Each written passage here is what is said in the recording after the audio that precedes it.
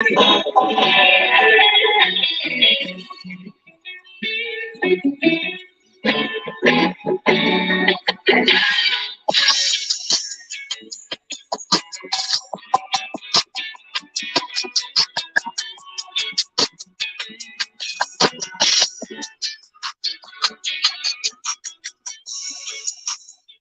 happening? What's happening with everybody? What's good with y'all?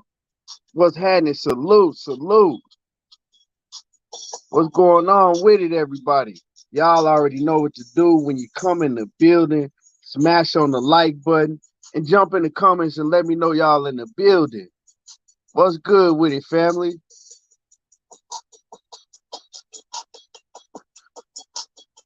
What it do? My man Mark Wonderlick in the building. What's happening with it, man? Salute. Yoda Wise, man. What's happening with it? Salute. Salute to you. Boxing Media Directory. What's happening with it? He said BoMac eating career stats is, hey man, I had me and Money been laughing about that shit. I'll tell y'all about that. That BoMac, man. I had pulled BoMac record up a couple months ago, and I said, man, look at this shit. G5, my family, what's happening with it? G5, Dwayne Freeman in the building. What's good with it, man? Floyd, what's happening with it? Anthony Johnson, what's good with it? What it do? He say, man down. Just do boxing, what's happening with it? Ruben Langford, what's good with it? Shavard Hall, James, what's happening with it? EJ King, EJ JR King, what it do? Zulu Line, what's good with it? Educated Jab, what's your point? What's happening with it? Andrew Charles, what's good? My man Knockout Boxing 86 TV, what's happening with it? Knockout in that super chat. Man, I appreciate you, man. Much love, fam. Jawan Ramos, what's happening with it? I appreciate you, Jawan. Cassandra Mason, man. Cassandra Mason, the queen in the building. And I really appreciate you, Cassandra. Jewels of Life, what's happening with it? Sir Ambo, DP Rocker, what it do? My man, Ricky Williams, Mr. Make the fucking fight. Cookie Monster, what's happening with it? And my family, G5 Gabe in the building. Man, I really appreciate you, man. I really appreciate it, man. And I appreciate all the family, everybody that reached out, everybody that, sent a donation, everything helped. I appreciate y'all. My cousin Keto in the building. What's happening with it, Keto? Where you been at? Where you been, Keto? And make sure that y'all go sub to Keto Abashi. Cali Fire, what's happening with it? What it do? Miss Aisha. Yeah, I'm glad to be back on. I don't know how often I'm gonna be able to be on, but if I'm able to, I will be on. DW, what's happening with it? Salute. Pound for Pound Sports Talk, what it do? What it do? Keto talking about he training Errol Spence. I hope that ain't so. Hey, who Israel? What's happening with it? Zulu Line. Yeah, man, I really appreciate all of y'all. 817, man, I appreciate you, 817. Much love, fam. OTB boxing class 101. Yeah. Great fights this weekend. We had some great fights this weekend. I'm talking about it went down this weekend. I actually got to watch the fights on my phone, so I was tripping, y'all. I ain't gonna lie, because I'm like, man, I'm gonna miss these fights. I ain't gonna be able to watch none of the fights. And I was able to watch the fight on my phone, so yeah, cuz man, I gotta call you, man. I talked to Sherrod, man. I forgot to call you and let you know everything that was going on, but I'll hit you, cuz.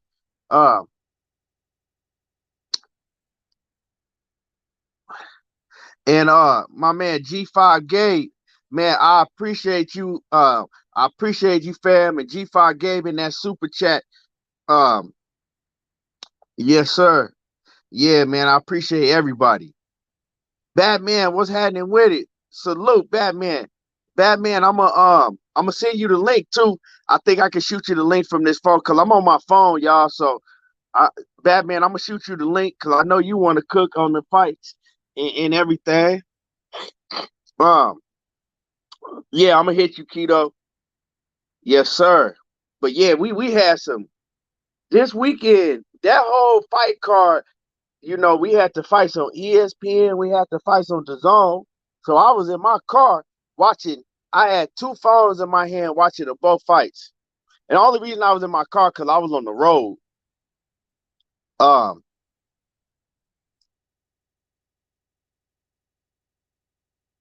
yeah, OTB, I'm gonna hit you for sure. Um, Dirty Red says boxing is turning up great. He said great fights after the great fight. Yeah, great fight after great fight. That's real talk. Real talk. You know what I'm saying? Boxing, hey, boxing turning up. It's turning up. And we got more great fights ahead. And like this Errol Spence and Terence Crawford shit, this shit, I told y'all shit was gonna get real. Last time I did a show, I told everybody, I said, with this Terence Crawford and Errol Spence shit that's going, it's gonna get real. And you see my boy, you see the big fish on Terence Crawford neck. Everybody always thought he was timid. Oh, he ain't talking, he ain't saying nothing.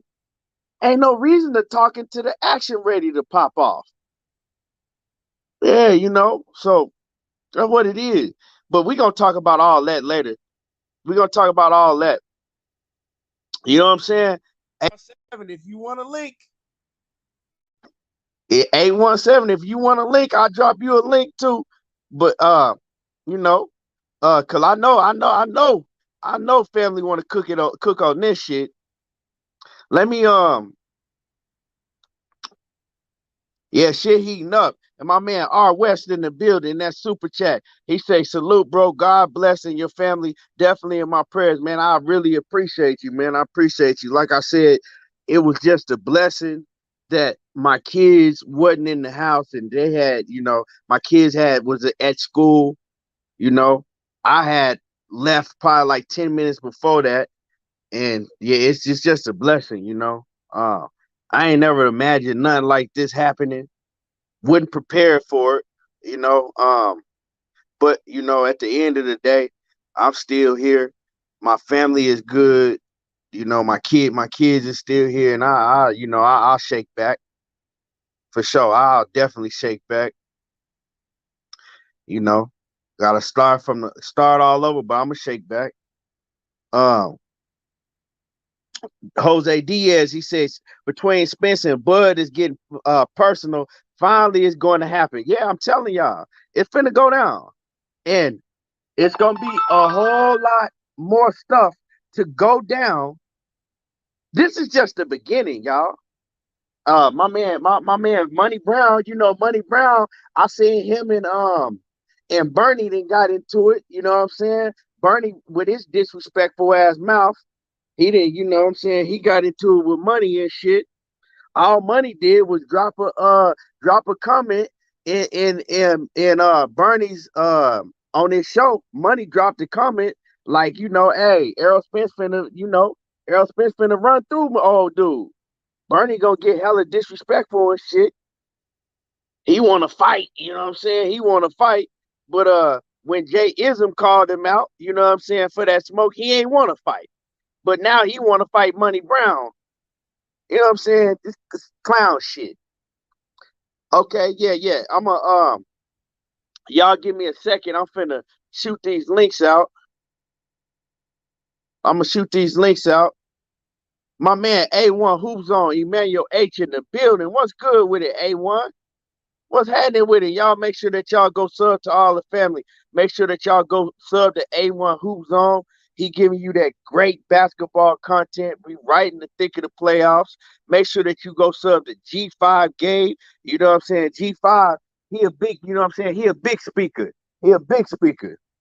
You always gonna leave out with something new on your helmet when you go to G5, whether it's boxing or whether it's just shit that you need to know as a man. Um, my man Craig said Spence will stop Crawford in the 10th or 11th round. I'm gonna tell y'all like this: he definitely able to stop Crawford. You know what I'm saying? He's definitely able to stop Crawford, and I'm almost positive that Crawford is not able to stop Errol Spence. You know what I'm saying? My man Ricky Williams in that super chat, he says that dang Key, I be minding my biz. If there's anything I can do, let me help. Man, I just appreciate you, man. I appreciate everybody. I appreciate you just being here, and my man Ricky Williams, Mister, you gotta change, you gotta put you no change your name, Ricky Williams. You gotta put in parentheses, aka make the effing Mr. Make the effing fight. Ricky Williams, Mr. Make the effing fight. Um, my man Opulent LD says, keep your head up, bro. Good luck, and your kids all good. You gonna get everything back plus man. Yeah, you right, man. You right. I will. I definitely will, man. They say everything happened for a reason, and everything do. I don't know what the reason was, but later on down the line, I'm gonna look it back and I'm gonna be able to, hey, be thankful. Like I said, I'm just thankful that nobody was in the house at the time. You know, um, but yes, sir, I appreciate and I appreciate everybody that reached out. Everybody. Yeah. So my man Seattle Boxing Talk, what's happening with it? Salute, my man M Stacks in that super chat. Appreciate you coming through. Um, Salute. Let me send these links out, y'all. Let me send these links out. Let me get these links out. I'm gonna shoot one. Let me get these links out. Y'all gotta bear with me because I'm on my telephone, so it's a little different on the phone. Y'all give me 1 second. I'm gonna shoot these links out.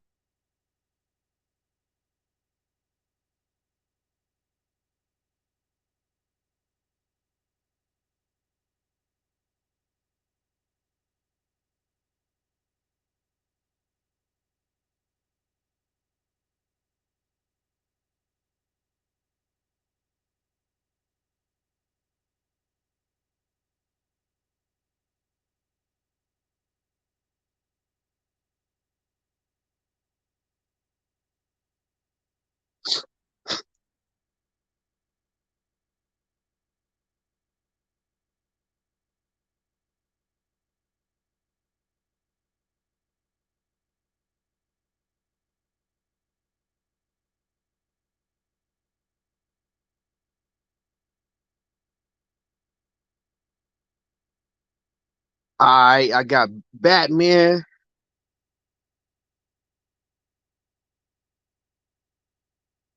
Let me see. I got Batman. I just shot you. I'm gonna get my man 817.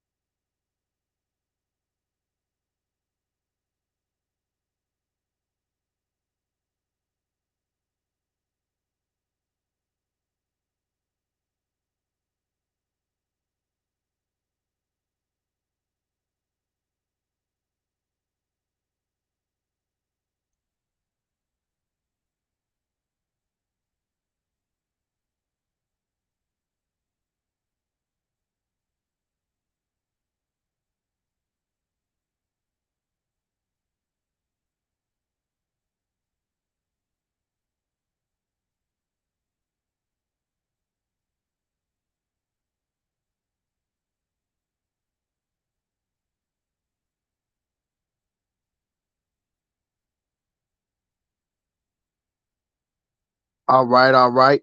Okay, okay. Let me see. So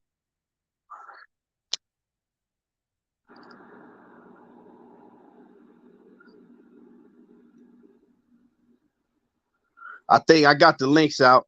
So and OTB, shoot me matter of fact, hold on.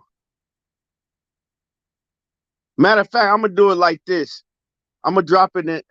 Y'all give me a second. I think I could drop it in the chat.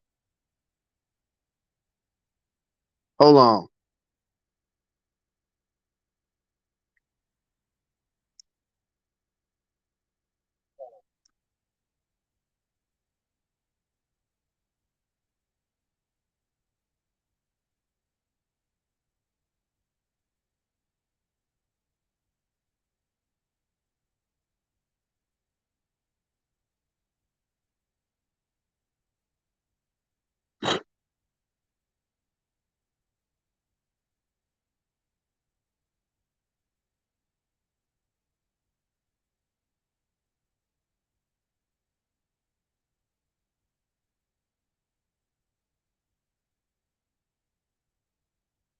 All right, there we go. There we go. Shit, hard to navigate on this phone. Let me see who I missed. Uh Gayella, salute to you, Queen. I appreciate you. Salute.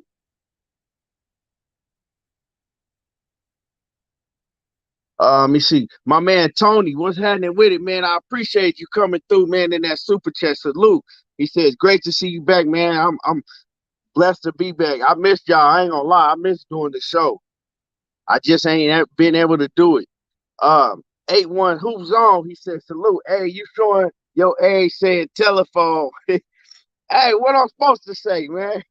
He said, but glad everyone is safe and sound, bro. We here for you and yours. He says, with that being said, big motherfucking fish. He says, put him in the dirt. Bomb ass. 14 losses, 9 by KO. Big Mac. You know what I'm saying? AKA Big Mac. Big Fat. Let me add my man Batman in the building. Let me add my man 817. My bad. Did y'all hear me? Could y'all hear me right now? Yeah. Oh, Yes. okay. I had the volume all the way down on the phone. I didn't even know it. Uh, uh. Let me see who else I missed. The Queen Sheena is in the building. What's happening with it, Sheena? Salute to the Queen. She says, "Welcome back, and I'm glad you and the family safe. Keeping you and the family in prayers. I appreciate you, Queen. I appreciate you." Um, Let me see. Let me see who else we got. My man Leon Robinson. My man, the OG. Bruce Gas, Boxing Gas, and more, because all he do is smoke on gas. And we got Uppercut Rocket Nation. Man, what's happening with it, family? Man, appreciate you. Yeah, yeah. That nigga say BoMac had a draw against a salad. Hey. Hey, man, let's my man Knockout. What's happening with it, fam? Man, what's good, bro? I'm glad to have you back on the team, man. I'm hoping everything going good and you bouncing back, bro. Yeah, man, I will. I will, I will. Definitely will. I ain't got no choice. I We got miss you, kids. bro. Yeah, man, I miss doing the show, man. I miss all the family. I miss all y'all. Man, but we gonna cook. Let's cook. Um, man. So let's talk about these fights this weekend, y'all. Let's talk because we had some great fights this weekend. You know what I'm saying? Great. First, I want to start off by saluting and giving a shout out to Franchon Crews, man. Franchon Crews put on. If you got your mic on in the background, it's a lot of static. Somebody do, but somebody got their mic on in the back. You know there ain't nobody but Batman. Yeah, Batman. Batman. Let me see if I can mute Batman shit. There we go. Y'all good? We good now, I think. Yeah, Yeah. so Yeah, you good. all right. Man. So this weekend, Franchon Crews, man, I was excited for her because Franchon Crews been through a lot. You know what I'm saying? She had to go in the ring and fight a grown ass man. You know what I'm saying? got robbed, you know what I'm saying, took her title. Then, you know what I'm saying, she was able to get her shit back after they found out she was fighting a grown ass man that was on steroids, right? And she had to go through a lot. You know, Franchon Crews ain't been in the fight since she fought that grown ass man. And how long ago was that, y'all? Did that fight with her? That was over a year ago. Facts. That was over a year ago. So, you know, they to me, it looked like that they tried to blackball Franchon Crews, you know what I'm saying? Like they ain't gave her no fights or none. And the only reason she was able to get in the position that she was in, right, to fight for Undisputed, is because she was a champion. You know what I'm saying? If you look at Franchon Crews, she haven't been able to be active. She was out of the ring probably what, like a year and a half, but she came ready and she did her thing, and she is undisputed at 168. And I'm gonna tell y'all, the only woman that can beat Franchon Crews, and I seen this fight, I seen them fight. They fought in their pro debut, and it's Clarissa Shields. Now her and Clarissa are real close. They real close. You know what I'm saying? Because they fought like 3 times in the amateurs, and they fought 1 time in the pro. And when they fought, that fight was close. I'm gonna tell y'all, I was right there. I was ringside for that fight. It was on the it was I think it was both of their debuts. It was both of their pro debuts. Um Clarissa Shields' pro debut and Franchon Crews, it was their pro debut, and they fought on the undercard of Kovalev and Ward 1. So that was back in 2016. So they fought on their undercard and they went to war. Now, most people, y'all didn't get to see it because it was on TV. They went to war. You know, I mean, it wasn't on TV, I'm saying. It was the undercard. But they went at it. And they fought nonstop. They were swinging nonstop.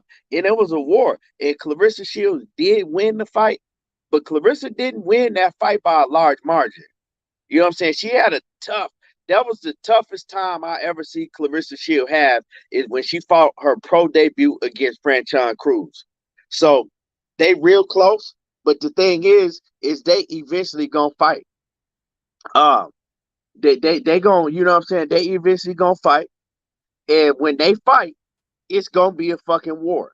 You know what I'm saying? They gonna fight at 168, and it's gonna be a war. And I can't wait to see it because they friends. And this is what we was talking about with Errol Spence and Jermell Charlo. Friends can fight. They can make big money. And I think that we gonna see Franchon Crews and Clarissa Shields, they gonna get money together. You know what I'm saying? But 817, man, what you think about that Franchon Crews and Clarissa Shields? Man, first off, I just want to say I'm glad to have you back. We ain't gonna do no whole bunch of mushy shit. You know, we don't get down like that. But it's just good to have you back, man. 230 was fucked up. You know what I'm saying? I know everybody else feel me. It was fucked up out there. You know what I'm saying? But it's good to have you back. I'm happy for her, man. Everything she went through, all the ridicule, the memes, you know what I'm saying, and shit that she had to put up with, for her to show up like that after being out of the ring for so long and to be undisputed, you know, it's salute to her. That's all I can say. It was a big weekend for women. It was a big weekend for women, starting off with her.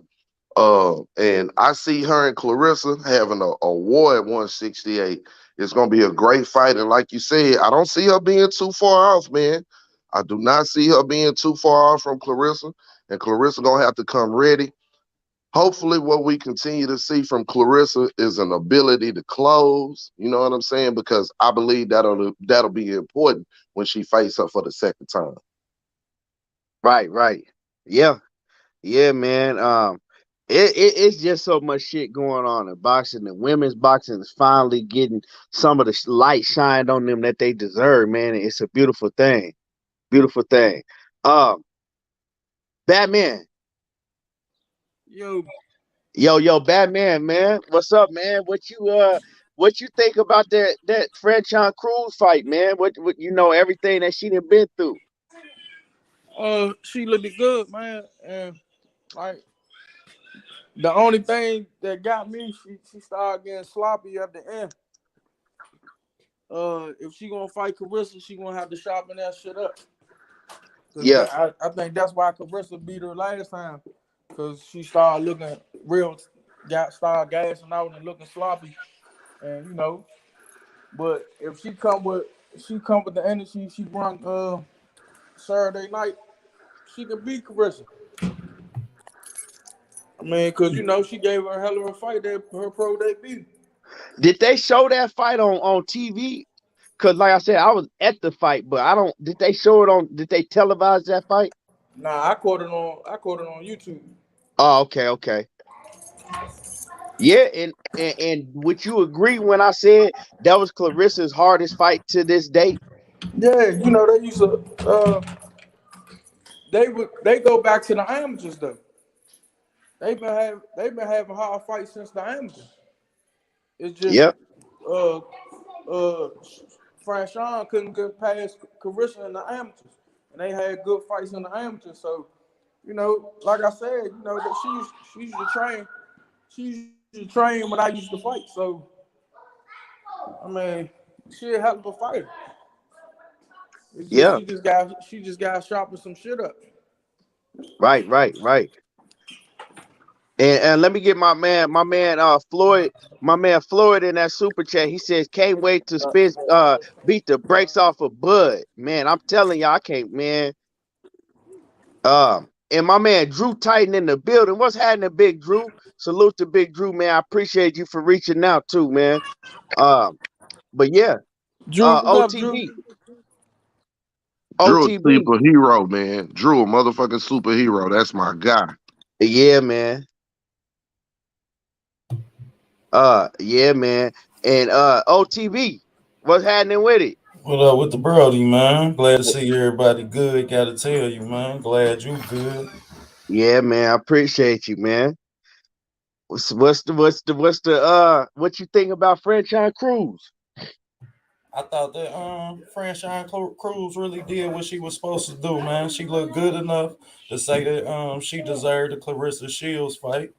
But I think that that's gonna be a tough fight for her coming off Clarissa Shields' biggest fight. You know what I mean? Clarissa Shields she about to fight Savannah Marshall, and if that fight happened coming straight off of Savannah Marshall, she gonna have to be tight to beat Savannah Marshall, man. So yeah, I mean, I think that could be tough. Yeah, So yeah. I really wouldn't mind seeing her weight. Yeah, I mean, and defend undisputed. And let's see what Clarissa looked like against Savannah Marshall, and then Right. But let them get it on later on. But I was impressed, and I was really impressed with women's boxing. They sold out MSG, yeah. Like, man, that was big. Just to look at the crowd and to huge. see the crowd that women's boxing provided that night was big. Shout out to everybody that was a part of that, boy. That shit was huge. Yeah, man. Like I said, I'm just I'm thankful that the women is getting the light shine on them that they deserve. And as far as Franchon, she looked real good to me. She did, look like that she started gassing, you know what I'm saying, in the end, but she was able to pull it out. And but they was on go mode from round 1 to 10. You feel me? And she hadn't fought in over a year and a half. But let me get to my man knockout, man. Yo, man. Again, bro. Welcome back. Like 817 was saying, 2:30, 3 o'clock. That shit just wasn't the same, bro. I'm over here doing work and shit. Like, man, what the hell I got to do? I ain't got shit to listen to, bro. So we all happy that you back, man. And well wishes and prayers, whatever it is you believe in, man, to you and your family, man, in this time. And we know you're gonna bounce back better than ever, bro. But as far as the fight, dog, like, bro, like she showed she was a dog. And she did her thing, and I mean, Cinderoos didn't come to play either. That big ass Swedish woman, man, she busted Cruz lip one time and had Barry Hunting in the corner, like yelling at Cruz and shit. Like, come on now, don't get this shit up. But you could tell how much that shit meant to her, bro.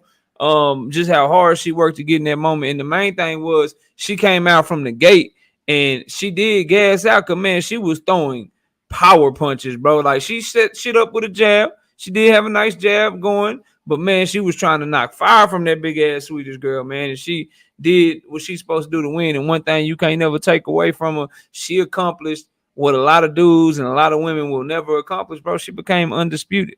So that shit is to be 100% respected. As far as the Clarissa fight, what everybody was talking about, that'll be a great fight, bro. You know, Clarissa take care of Savannah Marshall if she's able to beat Savannah Marshall, and then Crews get the winner up at 168. Man, that'll be absolutely fireworks, and she deserved that. So if I'm her, you know, if she want to take a little touch up in between and some shit while Clarissa Shields and Savannah Marshall working that shit out, cool, do that. But she definitely deserve a big fight and a big payday here in the next fight. Or if not a next fight, if the next fight is a tune-up, she deserves a big fight, and I want that for her. Can she win?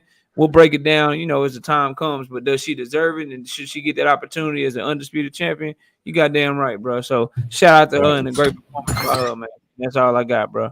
Yes, sir, man. I appreciate you, Knockout. My man W right side. He ain't never on the wrong side. He always on the right side in that super chat. What's happening with it? He says, salute. Great to have you back, bro. Much love and you and the chat, fam. You and the fam. Man, I appreciate you, man. Like I said, I'm glad to be back on here. You know what I'm saying? I'm glad to be back on here with y'all. Hopefully, you know, I can be on here often. But, you know, when I get situated, I will be. That's definitely for sure. Dirty Red, what's happening with it? He says, Crews definitely, in Dirty Red in that super chat, he says, Crews definitely a gangster. She the only female boxer that can say she went toe-to-toe with a grown man. And that is a fact. That is a fact. Queen, what's happening with it? Queen, salute to you. What's happening? Yeah. Yeah, goddamn right. She was fighting Jaime Munguia brother or some shit, man. For real. Here, bro. That motherfucker's voice was deeper than everybody on this panel combined. And won. Shit. Hey, and let me see who we got. My man G5 next. What's happening with it, G? What up, my guy? What's good with it, man? What you think about Franchon? You know it. I'll go ahead. Oh no, I said what's your thoughts on Franchon Crews this weekend? Hell of a fight, man. Hell of a fight. I'm proud of the woman, you know what I'm saying? After all the bullshit, you know what I'm saying, and all the, you know what I'm saying, the fuckery she had to, you know, endure. Hey, I'm glad she got this shit. You know what I'm saying? Another black woman, you know what I'm saying, showing that she the goods, you know what I'm saying? Other than Clarissa, the other people, you know what I'm saying? I think people kind of slept on Franchon Crews when she lost to him, Menace, you know what I'm saying? That's him, you know what I'm saying? And people kind of wrote her off and, you know what I'm saying, thought that she, you know, was done, I guess, or whatever. You know, they made migrate with the her shit and all that other shit. And then she come back and get 4 belts on y'all motherfucking ass, you know what I'm saying? It just show you know what I'm saying, resiliency on her end. And that shit, she ain't never give up after her loss. So I'm proud of her. Kudos to the women. Shout out to these women out here putting on for boxing, man. You know what I'm saying? A lot of dudes need to take notes, man. Don't take all that fluff and all that bullshit. Just sign a contract, get the fight going, and you know what I'm saying? We good. So proud of the woman, bro. And shit, you know, I agree with whoever said that. Hey, shit, the only person I see her beating up there, shit, is Clarissa. You know what I'm saying? And she gonna have to come with her A game because now Franchon is even more motivated now to keep them motherfucking belts. So, you know what I'm saying? She gonna have to come on with it if she want to get that belt or get those belts rather. So, I mean, proud of the woman, bro, and shit. These women putting on, bro. Real talk. Put some respect on their motherfucking name. Yeah, we got to. I don't want to hear nobody else talking about. Oh, I don't like women's boxing. They're not. They need to be in the kitchen. Nah, fuck that. The women, like I've been saying, the women they put on. These women's going. A lot of these women go in the ring and they going harder than the men. They going all out. Like, you know what I'm saying? So we gotta respect that as just boxing fans. You know what I'm saying? We got to respect them as boxing. If you a boxing fan, a boxing head, you got to respect what the women are doing. You know?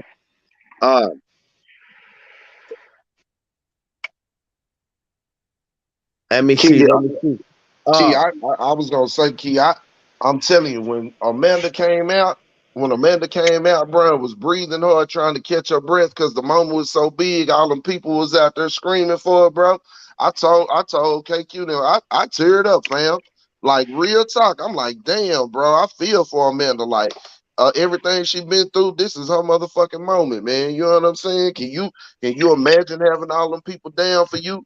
But I also thought about how Earl came out when we was down there, and he wasn't doing all of that, and I knew it was gonna affect Amanda, and it did. Mm-hmm. Well, you could. Mr. Vegas Hey, say, oh my bad. Mr. Vegas say that they don't go harder than men. Can we give women they credit without comparing them to men? Ain't nobody comparing them to men. They fighters. We giving them their credit, putting them as fighters. We gotta stop saying, oh, but women. No, because they actually go. A lot of them women, they do go harder than a lot of men. I don't never see a boring women's match. I don't see them holding back. You feel me? So we got to get in that credit. But and KQKC, man, what's happening with it? I appreciate my brother KQKC Boxing Network, the OG. And let me pass it to Ricky Williams, man. What's happening, Mister? Make the fucking fight. What's good? Can y'all hear me? What's good, my brother? Hey, what's up? Yeah, we hear you. We hear you, Shark. Hey, man. The big fish. I thought that was Kwame. My bad, Rick. You know what I'm saying? Y'all know what it is. It's the big fish all day, and that time is coming for your boy, man. Hey, shout out to Franchon Crews and all the ladies Saturday night, man. Shit, I'm gonna be honest with you. That dude she was fighting, bro, that chick had granite in her chin, bro. Franchon, I'm gonna be honest with y'all. Franchon wasn't listening to the corner when she should. That again, that allowed her to not execute the game plan. She did gas out in them late rounds, bro. It looks like she was front running in them early rounds. I'm just being honest with y'all. In the early part of the round, I should say, because old girl, like Franchon, she couldn't miss with the left hook. She couldn't miss Cyrudus with the left hook. I felt she should have went to the jab and left hook, and she probably would have got that chick out of there, but maybe not. But again, shout out to Franchon Crews, man. I think people don't give her nowhere near enough credit in the boxing game, bro. She fought one of the toughest schedules in boxing, if not the toughest, and came out a winner with all 4 belts. I think at 168, she's a problem for Clarissa just because of her size and power. Clarissa has been looking great in her last fights. I think we all can agree that Clarissa's defense has increased immensely over these past 3 fights, right? But I think that's a damn good fight. I still think Clarissa will take it because of her skill. But as far as Franchon Crews, man, she's a beast in there, bro. She's determined. She has a great chin, and even though she doesn't execute like her corner advises her, shout out to Barry Hunter, Headbangers Gym, right? Even though she doesn't listen, she got enough heart and grit and toughness, man, to get past those issues and get the job done in damn near every case. I think we need to give her flowers while she do, man. She definitely gonna go up in the next couple of weeks on fighter ratings, so we can talk about it and analyze her game, man. But again, shout out to her and shout out to all the ladies Saturday night. They all had every woman fight with Franchon and Katie Taylor and Amanda Serrano were more exciting than any other fights that night. That's just the honest to goddamn truth. Yeah, I mean, you right. You 100% right. And salute. Let me get to some of my peoples I missed. My man, hold on. My man Floyd McClain, he say Team Crawford running their mouth too much. I'm gonna say this, my man. I'm gonna say Floyd, let them keep running their mouth. Because it's finna get real ugly. Bro. So you know what I'm saying? Because like I said, I can talk shit and swallow spit with the best of them. So let them keep. It's just gonna get ugly. Ricky Williams, we got a whole team. We got a lot coming. We got a whole lot coming for him. Hey, I'm telling y'all, Bud, the greatest fighter since sliced bread, bro. He better than Floyd Muhammad Ali. He's the greatest, bro. Let's big up Bud the way they be bigging up Bud. Because when Errol whooped that ass, it's gonna make it all the sweeter, bro. I'm telling y'all. Give Bud every bit of credit that they say we ain't giving them. Give them every bit of credit, because when big fish come out the water, it's over. I'm telling y'all. Yeah. I'm telling y'all. Man, His ass listen, better bro. come out not taking that shit he was taking from who guys. Listen, bro. Listen, OTB and everybody that's riding with Crawford, bro. Please talk your shit. Talk all your shit. I want you to talk your shit. I need Crawford to keep responding with all that vitriol and venom. Keep popping your shit, bro. Cause I'm telling you, the same way that y'all win absolutely positively, no debates when it comes to the facts with Spence and Crawford, y'all, bro, y'all are not gonna win the shit talking contest when the shit get real, bro. I'm telling you, the shit is gonna be bad, bro. It's gonna be He bad. So ain't please going nowhere, keep bro. talking, y'all He shit. ain't Telling going you. That's all I nowhere. want y'all to do. You Keep better win talking. the fight. You This- better look better than you I'm, looked I'm against telling Ugas. y'all. Because Hey, I'm telling Ugas y'all, was this tagging shit that gonna get. ass. I'm telling y'all, this shit finna get ugly like Kevin Durant and Esther Roll had a baby. That's Man, how ugly this shit finna get. Shout out to the real Marlo TV, because he the first one I heard say this. The eye collector is coming for that ass, bro. Yeah, shout out to my nigga Marlo, man. That nigga Marlo, y'all need to sub to the He real funny as Marlo, shit, the bro. real Y'all gotta Marlo check him TV. out, bro. He That nigga, funny as man, shit. that nigga Marlo had you in tears. That nigga, every time that nigga Marlo get to cooking, I be laughing like a motherfucker. please keep giving him all the credit in the world. Give him all the credit in the goddamn universe. I'm telling y'all. Give it. Right, Ricky. And you know, we gonna get into that. That's the main topic of the show. We gonna get deep into that. It's finna get real today. But who I missed, man? Let me get some of these cash apps. My man Anthony Johnson, Jason McClain, and DP. My man Anthony Johnson, Jason McClain, and DP Rocker. I appreciate y'all. Salute to y'all, man, that came through in the cash app. Appreciate y'all. And did I miss anything? Hold on. Let me see. Yeah, but you know, at the end of the day, salute to Franchon Crews. She went through a lot to get to where she's at, right? To get to undisputed, all of the things that she had to go through, right? Them boxing, sitting her on the shelf and just trying to ostracize her. It's I'm glad. I'm glad. I'm glad that she is undisputed, and now they don't have no choice but to acknowledge her, right, as one of the best women in all the boxing, right? And she gonna get to the bag. Trust me, she gonna get that money because when her and Clarissa Shields lock up, it's gonna be a big money fight. Um, but let's move along. Let's move along. Let's talk about who else I want to talk about that. Cause I'm gonna get to Amanda Serrano and Katie Taylor for sure. But I want to talk about it was a lot of fights that went on. Ammo Williams, huh? Keyshawn fought Ammo. Yeah, Ammo Williams, he did his Shit, thing. Liam Smith and Jesse Vargas, it's wherever you want to take it, bro. It was a lot of good fights. Yeah, it was. It was so many real good fights, man.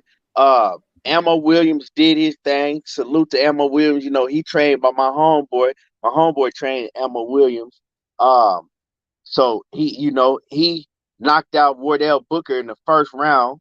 Ain't really too much to talk about because he, you know what I'm saying, stopped him in the first round.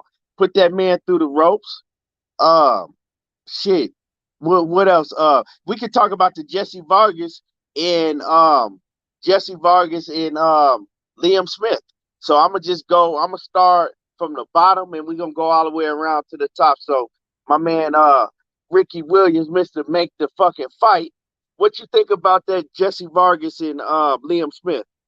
Hey man, yo, Chunky did his thing, man. I can't even lie to him, man. Like Liam Williams did, he outlasted that boy, man.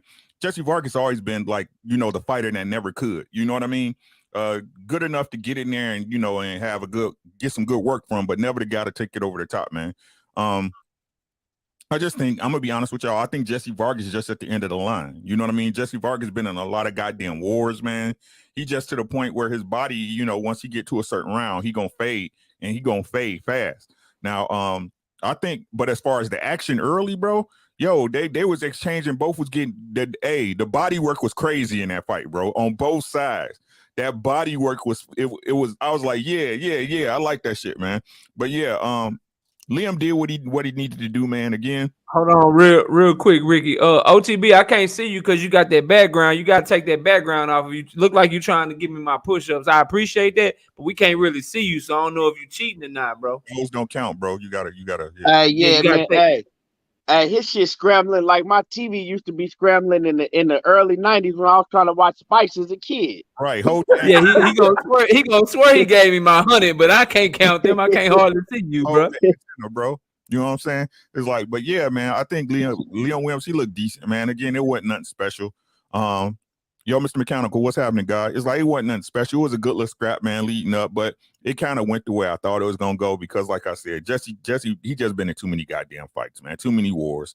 You name a name, if you name a big name, he damn near been in with him and got knocked out by him. So that's kind of what it is. You know what I'm saying? Yeah.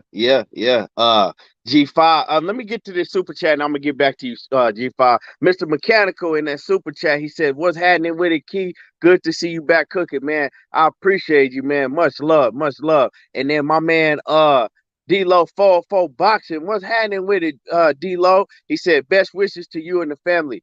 Man, I thank you. And there go my man, World Combat Sports, Scotty. It's finna get ugly in here, Scotty. And Scotty, we need you up here. We so if you want the link, Scotty, later on when we get ready to cook on this Errol Spence and BoMac and your boy Terence Crawford, hey, just let me know, Scotty. The link is in the link is already in the chat. So Scotty gonna click on it if he wanted, but salute to Scotty. Scotty gonna come with that bullshit.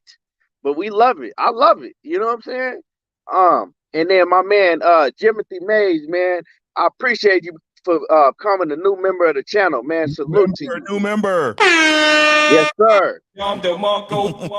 Yes, sir. And who else I miss? I think I got everybody. Man, my man Jawan Ramos, what's happening with it? He said the little homie Ammo did his thing. Yeah, Ammo did his thing. So okay, G5, I think I cut you off. My bad. Oh, you good, man. Just doing your due diligence, man. With Jesse Vargas, he long in the tooth, man. You know what I'm saying? If people want to, like my boy Rick said, if people want to get some good work, you know what I'm saying? He done been there with a little bit of everybody. He lost to a nigga who was 33 with platinum hair. You know what I'm saying? Like, I mean, like, God damn, this the boy Liam is a damn granddaddy already. You know what I'm saying? But I mean, I did like the body work. I did like the early exchange. But you know what I'm saying? That boy Jesse got that MJ game. He got that fadeaway game. He fade. You feel me? So, I mean, decent fight. I mean, I don't really got too much on it. You know what I'm saying? Liam won. It is what it is. Like, so be it. Yeah. Real quick and simple. I mean, decent little scrap. Yes, sir. Let me get to my man, Batman. What you think about that fight? I ain't even get to see it. I ain't look at the zone. I ain't look at the zone called But the Girls. Okay, well, shit. Hey, that was easy. My man, Blue Blood Sports TV. What's happening with it, fam? Salute to Blue in the building. Blue, what's up, Blue? My man Jimothy May says the eye collector is coming. Jeepers Creepers, the truth.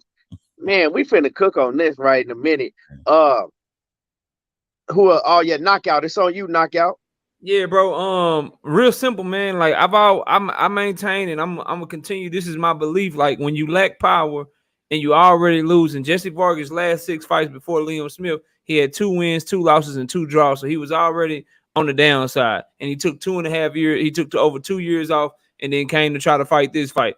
When you already ain't got no power and you already losing and you taking and you out the ring, the last thing you need to be trying to do is move up in weight. It's the last thing you need to be trying to do to fight stronger, bigger people. Like, and that's what he did in this fight. And it showed that like 154 pounds, bro. Like Liam Smith ain't banging like that, bro. He ain't got power like that, dog. But he looked like a goddamn destructor, goddamn Terminator machine in there against Jesse Vargas. Because Jesse Vargas always used to gas that fight in fights when he was in his prime. Gassed against Timothy Bradley, gassed against Manny Pacquiao, gassed against Mikey Garcia. So you gonna move up, fight people that are bigger and stronger, and you already had a gas tank issue. I don't know if y'all saw it, but he looked flubbery and shit in there. He started off good, and then about round 5, round 6, Jesse Vargas, right on cue, started getting tired and gas and started leaning up against the ropes, and Liam Smith commenced to beat the shit out of him. Now, I don't want to take nothing away from Liam Smith because I believe he fooled against the top guys at 154 pounds. It was a great performance by him, but I was hearing Jesse Vargas was in politics or some shit before this fight. He need to go back into the mayoral office, the Congress office, whatever he was trying to run for. He need to go run for that shit. Because as far as like fighting at 154, bro, he ain't got no rec for them dudes at 154. He damn sure ain't got no rec for the dudes at 147 pounds. So if he want to continue to try to get his ass whooped and be a gatekeeper for prospects and shit, if he want to go feed himself to Virgil Ortiz or a stay busy fight for fucking Jerron Boots Ennis, you know what I'm saying? Or a stay busy fight for Jesus Ramos or some shit, by all means, Jesse, go ahead. You know, if you want to keep Tim Tszyu busy while you getting your ass whooped, I mean, that's on you. But I want to remember him as a better fighter than that. So I would like for him to retire. Because when you start getting walked down and beat up by Liam Smith, bro, bro, it's time for you to hang that shit up. It's time for you to hang that shit up. That's all I got, bro. He got walked down by Benjamin Buttons in this bit. You know what I'm saying? I'm trying to say, bro, like if you were watching that fight and you ain't know who Liam Smith was, Ricky, like you would be like, oh damn, he got power, bro. Man, crazy. You be like, damn, he got pop, bro. He walking this, but he can't even really punch like that, dog. So it is what it is. That's all I got, bro. Yeah. Yes, sir. OTB, man, what you got on that fight? Knockout, I give you the 50 joints on your show. Man. Hey, man, I don't know if we can count them, OTB. You were going in and out, bro. I don't know. Maybe did you probably, man, I don't know, bro. I don't know if we can count them, OTB. Them was kind of shaky because of your background and shit, bro. Man, I don't got nothing to do with that, man. I got nah, bro, we ain't see him, bro. I didn't see him. Anybody on the panel see him clearly? I ain't see him, bro. Damn. Nah, you a man of your words. I'm a counter. Hey, I'm a counter, bro. You a man of your words, so I'm a counter, bro. 50 on my green screen. 50, man, you good for it. I do them in the chow hall, man, for much less. We done been there. Bro. Back to the fight, man. I went with Jesse Vargas because I don't like none of the Smith brothers, man. Like they all hype jobs. And for the first 4 rounds, you know, I'm rocking with Jesse and Donito. They looking good, goddamn it. Then like knockout say round 5, shit. That nigga started fading like MJ. And shit, I couldn't help but be happy that the fight was over when it was over.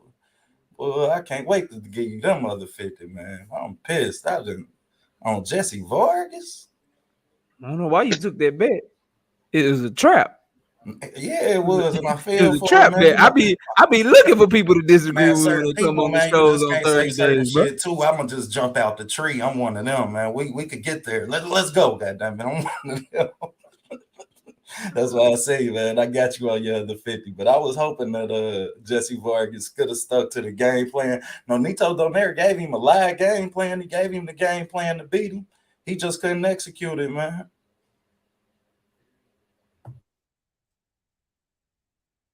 Yo, you there? Yeah, he there. You ain't hear him? Okay. I think he done, bro. Yeah, that was it. He just ain't execute. Yeah, man. 817, what you got on that fight? Man, shit, knockout beat this motherfucker like a drum. It's the truth, man. Jesse ain't got nothing but a high 4 rounds in it, bro. After that, I mean, them feet are already tied as motherfucking shit. He looked like he got sandbags tied to him after round 4, man. Real shit. And you can't miss nothing. I mean, he can't miss nothing. If you want to hit him with a hook, if you want to hit him with a jab, whatever the fuck you want to hit him with, he there. Man, Jesse is the epitome of rock'em sock'em, robot, punch drunk mess. You know what I'm saying? Like, hang it up, open you a gym out there in California, goddamn me, inspire the kids, get your ass out the way. Because real talk, your motherfucking ass already done got beat up before. Like, you're really going to start slurring and all that other shit after. Save what you got, preserve what you got, and hang it up, man. Jesse done. When Liam Smith beating your ass like that, bro, I watched 3 rounds of that shit. 3, right? And I made sure that I came in at a particular time. I came in at the 3rd round. and I did it on purpose. I was watching other fights, but I know Jesse gonna fight hard for the first couple of rounds. I wanted to see what was gonna happen. Shit, round 5, Liam started connecting on that ass. And when I say connecting, I mean he was landing some shit where Jesse was backing up, busting him up. So, man, Vargas is done, bro. I don't know how anybody would take a bet for him fighting any goddamn body. Hey, you know they had the nerve after the fight, the zone, to post a thing talking about some what's next for Jesse with some fighters up there, bro. Shit, I know what's next for Jesse is Affleck and retirement, goddamn me, if he's smart. That's because they try and figure it out too. Shit, he done been on PBC, he done been on the zone. Ain't nobody for him at 154 over at Top Rank. I mean, you took the words right out of my mouth, and he can't be recycled at Top Rank at this point. Bro, they gonna put his ass in there, man. He gonna start getting in there with some young killers, bro. That man gonna get hurt. He better sit his ass down somewhere, bro. I'm trying to tell y'all, man. He been everywhere and went nowhere, bro. It's time to hang it up, bro. PBC gonna call on like, yeah, we got this Jesus Ramos fight for you. Hey, we got boots over here for you real quick, sir. We got Tim Zoo ready on this co-main right quick. You want to come in here with Tim Zoo? They gonna do that boy wrong, man. He might well just leave that shit alone, dog. Well, hamster wheel boxing career, spinning fast ain't going nowhere. Man, I'm gonna tell y'all like this, man. Once Jesse Vargas, he ain't good enough to multitask like that. He's not Manny Pacquiao. So once he talking about, he trying to be a politician, I'm seeing commercials come up, you know what I'm saying, vote for Jesse Vargas and all that shit. I thought he was retired. I said, oh, okay, he a politician now. He ain't gonna fight no more. Jesse Vargas was never good enough to try to do both. You know what I'm saying? He got one foot out the door, and then all of a sudden, he fighting again. So I knew he was gonna lose right off the rip. Like, bro, you was never good enough in your whole entire career to multitask. You know what I'm saying? You ain't that good. You ain't Manny Pacquiao to be trying to be the motherfucking mayor of Las Vegas or whatever he was trying to be and fight at the same time. So he been done. You know what I'm saying? I don't know. Did he lose or did he win? Y'all know? Did he lose his politician rate? Huh? I think he dropped out. Oh, no, I don't know nothing about that. I thought I about to say the fight shit. No. I'm talking about. I don't know shit about the politics and shit, bro. I just know. I just heard he was running for that shit, bro. Yeah, he dropped out. He didn't have enough support. He dropped out because he was losing. You know what I'm saying? And then he think he could come back to boxing. You can't play boxing. Now, for the first about 4 rounds, he looked good, but I got to give Liam Smith his credit. You know what I'm saying? If you look at Liam Smith, he looked like he's about 67 and shit. Motherfucker, he needs some goddamn Just for Men because he too young to have all that gray in his head. But besides that, he did good to the body. That's what broke Jesse Vargas down. He focused on Jesse Vargas' body. He did some excellent body work.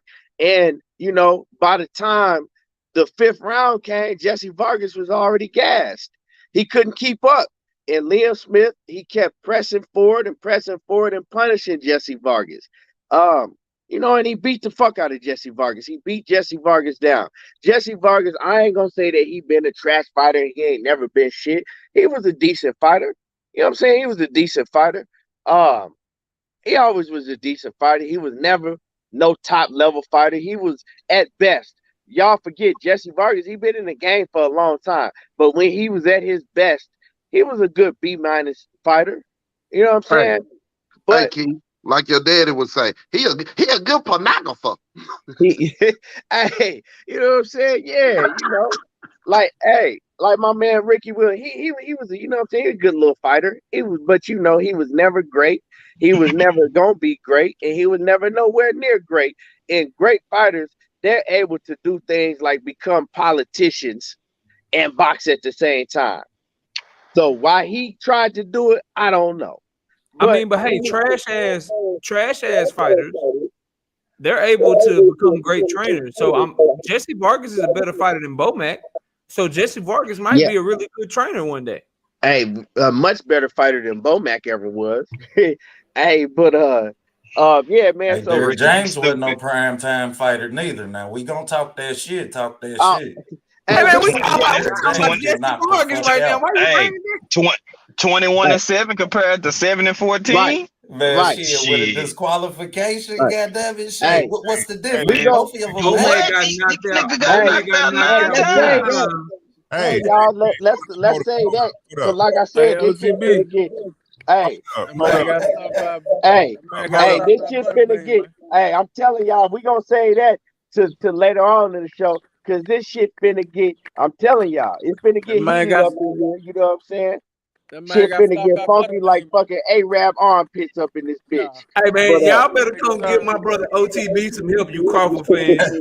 Come get my hey, man I Terrence, some help, told Terrence bro. Crawford, He I about to told OTB get. World got stopped by Comeback. The Money Man. champ is here. He don't Hey, need no I help. told World Comeback to No, click I'm on just the link. saying, You man. know World Comeback gonna come with the bullshit. But man, Jesse Vargas, he need to go on and sit down and be a politician, just like my man Knockout said. He need to go and hang it up. And that's just what it is. Keyshawn Davis. Now I'm gonna let y'all know. I ain't gonna get in deep into Keyshawn Davis because I'm gonna say that for another show. You know what I'm saying? I just want to give Keyshawn Davis his shout out. Keyshawn Davis is a fucking problem, and he is looking for Tank, right? He won't Tank, but I'm gonna pause on that because I know knockout. I know me and knockout. We gotta say that for another show. You know what I'm saying? But I just want to give Keyshawn Davis his props, and he put out, he showed out again, and he gonna be a problem at 135, 140, wherever he end up. You know, but let's move on and let's get to Amanda Serrano and Katie Taylor. You know what I'm saying? Because we need to get into this Errol Spence, Terence Crawford, and Fat Matt shit. But before we do that, I want to get into Terence Crawford. I want to get into Amanda Serrano and Katie Taylor. That fight was a dope, great ass fight. Them women went at it, right? Amanda Serrano, she came out strong. Going to the body. She was pressing Katie Taylor, making Katie Taylor fight after back foot, making Katie Taylor have to think, right? She had Katie Taylor. She had to really, really think and use all of her boxing skills. Amanda Serrano was coming, and she wasn't playing with Katie Taylor, right? She was coming to get Katie Taylor the fuck up out of there. In the fifth round, I think it was the fifth or the sixth round, she had Katie Taylor. She had her hurt bad. Had her hurt bad. She couldn't finish it. But see, the thing with Amanda Serrano, to me, she did enough to win the fight or a draw, right? She was winning the fight. You know what I'm saying? She was winning the fight. The whole first half of the fight, Amanda Serrano was winning the fight. She was putting in that work, great body work. She was catching Katie Taylor. She had Katie Taylor hurt several times. She had her bloody, but she couldn't finish the show because she did not stick to the game plan, right? Amanda Serrano got tired in the later rounds. The second half of the fight, she got tired. And when you get tired, the game plan go out the window. She started throwing wild shots. She was doing the same shit over and over. You know what I'm saying? And the reason that Amanda Serrano didn't dominate this fight like she could have is because she didn't stick to the game plan and she kept doing the same thing over and over. She didn't make no adjustments. When Katie Taylor saw, right, when she realized, okay, I can't fight Amanda. I'm gonna have to time her. I'm gonna have to use angles, and I'm gonna have to use my jab, and I'm gonna have to basically outbox her. And when Katie Taylor made the adjustment, she made she made the perfect adjustment because she seen that Amanda Serrano was coming in doing the same thing repeatedly, right? Over and over, over and over. And she made an adjustment, and Amanda Serrano didn't make no adjustment. When Katie Taylor started boxing her, using her jab, waiting for her to come in, timing her, sliding to the side, sliding back, timing her, waiting for her to come in and do the same shit over and over, Amanda Serrano is supposed to make her adjustment. and she never did. You feel me? She never made an adjustment, and that's what basically lost her the fight. Now, I don't think that Amanda lost the fight. I think that Amanda did enough to pull out a close victory, but I don't have no problem with them giving Katie Taylor a close fight.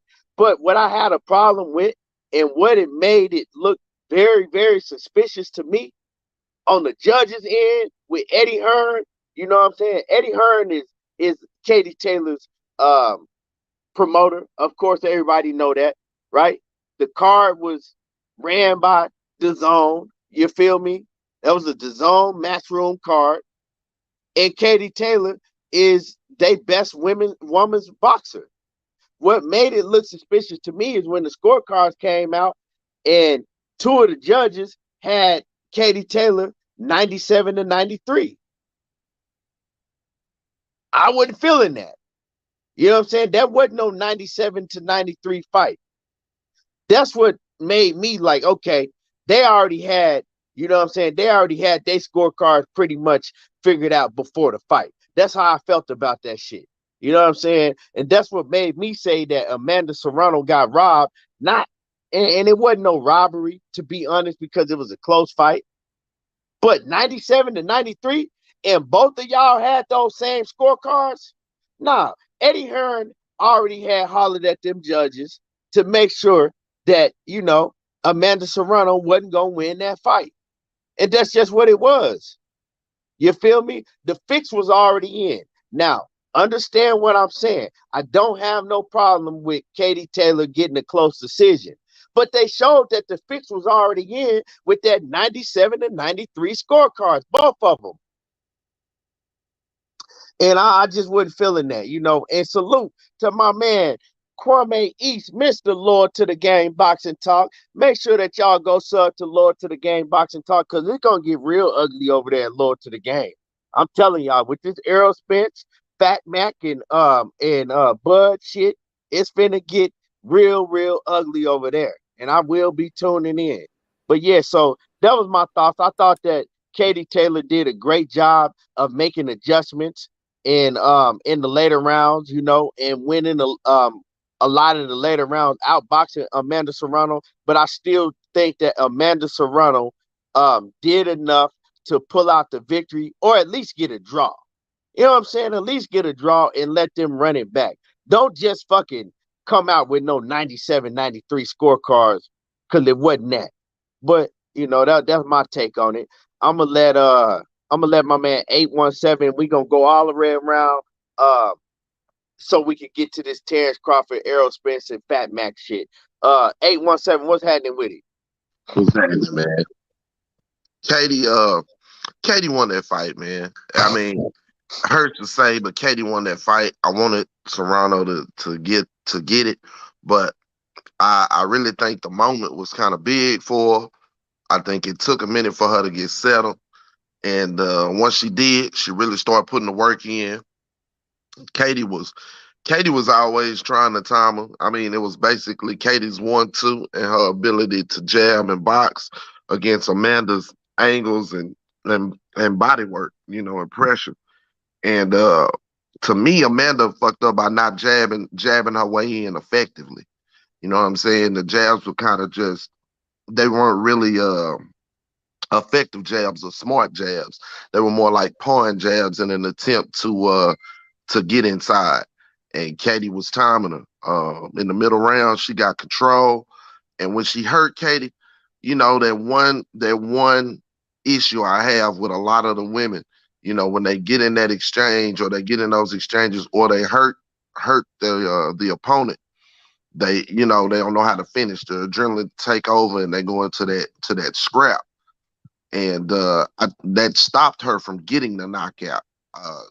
Katie was hurt enough for her to get the knockout. If she'd have backed up and just took her time with her food, I think she would have got her out of there. But, you know, those 2 minute rounds kind of put the pressure on you to where you got to scrap. So, unfortunately, she wasn't able to get her down. And I just think Katie had this one dip. I told my man Tay last night, this adjustment she made late. She, with a 1, 2, 3 piece or whatever, when they was in the middle of the scrap, she would dip her head and then come back with it. And At that point, Amanda was tired and she was standing up straight with her, just trying to catch her.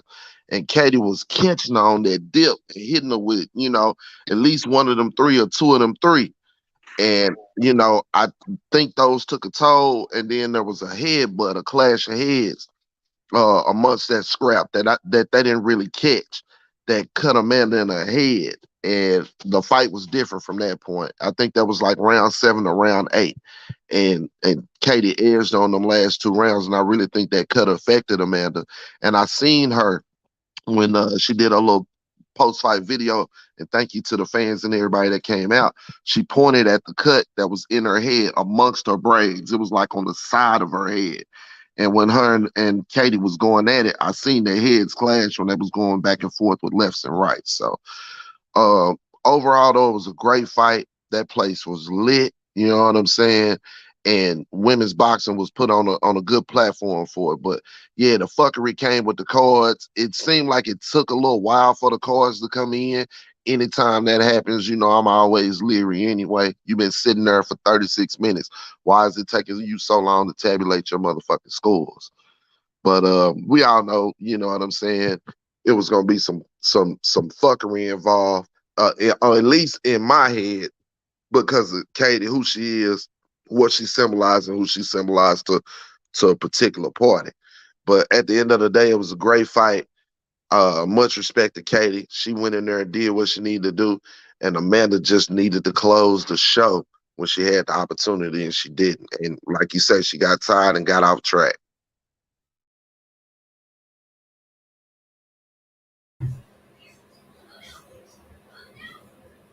Facts. I feel like Katie really outboxed her ass for real though. Fuck out of here. I thought Katie outboxed her. Outboxed her. Amanda Serrano couldn't cut the ring off. When you watch film of Amanda Serrano, that's what you see. You see her start lunging and shit when she goddamn it can't cut the ring off and she can't land these big ass punches. For the first 4 rounds, I had it 2-2. Shit, I ain't, but Amanda Serrano landed her shots, couldn't cut the ring off, and couldn't end the fight. Katie Taylor got her legs back and tore her ass up them last couple rounds. And Serrano landed a big shot in the 10th round and made it look closer than I really felt like it was. I thought Katie Taylor outboxed her ass the whole fight. I had it 6 rounds to 4, Serrano. The first round 1 through 6 was all fucking Amanda Serrano, bro. I wouldn't have been mad at a draw. Yeah, I wouldn't have been mad at a draw neither, but I don't feel like, Serrano got robbed or nothing. I feel like Katie Taylor took advantage of her weak spots, and Serrano can't close the ring off. And shit, once you get a motherfucker hurt, you got to cut that ring off and put their ass down and keep them in front of you, and she couldn't do it. So regardless of the big shot she land later on in the fight, Katie Taylor started landing 2s and 3s on her ass. And she really started gaining a lot of momentum off of them pop shots. The first 6 rounds, she was whooping her ass. If the rounds were 3 minutes, she would have got stopped. The first 2 rounds? The first 2 rounds, Katie was tearing her ass up. That's a lie. I don't know what you was watching, bro. Hell nah, go look at it. The first 6 rounds was all Amanda Serrano. So I think, here's my take on the fight. Number one, I scored it for Serrano 6 rounds to 4. That's what I scored the fight. If you scored it 6-4 or 5-5 for Taylor, I can see how you can get to that conclusion. I agree wholeheartedly with the brother Key. Like when you give Amanda Serrano a 93 score, that means in turn you really only gave her 3 rounds. I don't know how anyone with eyes and with astuteness for the sport could watch Katie Taylor versus Amanda Serrano and only find 3 rounds to give Amanda Serrano. That's the first point, and that's the most important thing. If scorecards that came out similar to the Natasha Jonas fight and it was 96-95 and 96-94 and shit like that, I think it'd be more palatable and people would be able to understand that more. So the scorecards, I totally agree with Key on that. I feel like they were all the way wrong. I don't see. And then furthermore, the judges, only one judge had done over 40 women's fights, and the other 2 judges combined only had a total of 30 fights that they have done for women's boxing between the 2 of them. So I think they needed more experienced judges because the women's sport of boxing is a lot different than the men's sport. They only do 2 minutes. It's 10-minute rounds. They get straight to it. So it's real. It's a different fight to judge, and to have such inexperienced judges to be on such a big fight, the biggest fight in women's boxing history, I think that was a mistake. Or maybe it was on purpose by Eddie Hearn. You never know. But I think that was a bad look. As far as the fight itself, the key, because I don't want to repeat what everybody's saying, the key was Amanda Serrano punched herself out in the 5th round. That was the key to the fight. In the 5th round, when she got Katie Taylor hurt, she punched herself out. She threw 114 punches in 2 minutes, bro.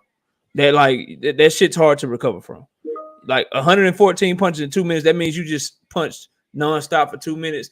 And then furthermore, in round 6, that was her second highest output. She came in and she threw 73 punches in 2 more minutes. So the crowd, as A17 was saying, it got to her in a way to where the emotions were too high. And when she got Katie Taylor hurt, she just went for broke instead of doing like, I like fighters to do what you did to get her hurt. She got Katie Taylor hurt because she was cutting off the ring effectively, going to the body, boom, caught her in the middle of an exchange, and ended up rocking her ass. She should have did the same shit that got Katie Taylor hurt in the first place, and she didn't, and she punched herself out. And as a result, Katie Taylor had a lot more success during the back half of that fight. Now, and that's why I like what I'm seeing from Ammo Williams lately, because he used to do that same shit, get somebody hurt, because he's hurt every man he's ever been in the ring with professionally. But he would get you hurt, and then he would just go throw 1,000 punches for no reason trying to stop you. But since he's been under Kevin Cunningham, he's done a much better job of being patient and picking his shots when he gets you hurt. And I think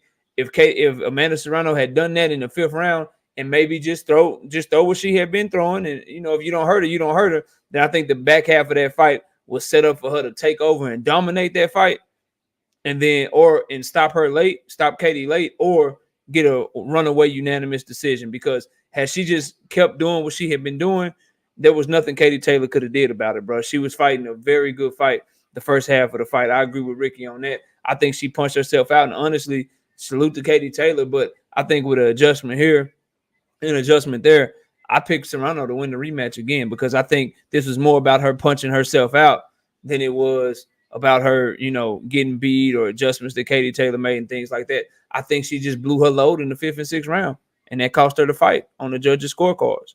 And that's really all I got, man. For sure. Let me go to Batman.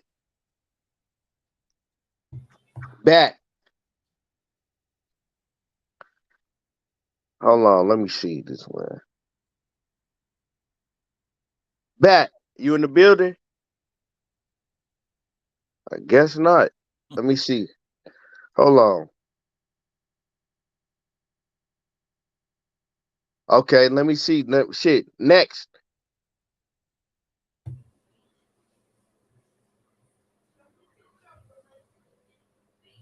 Hello? Yeah, yo.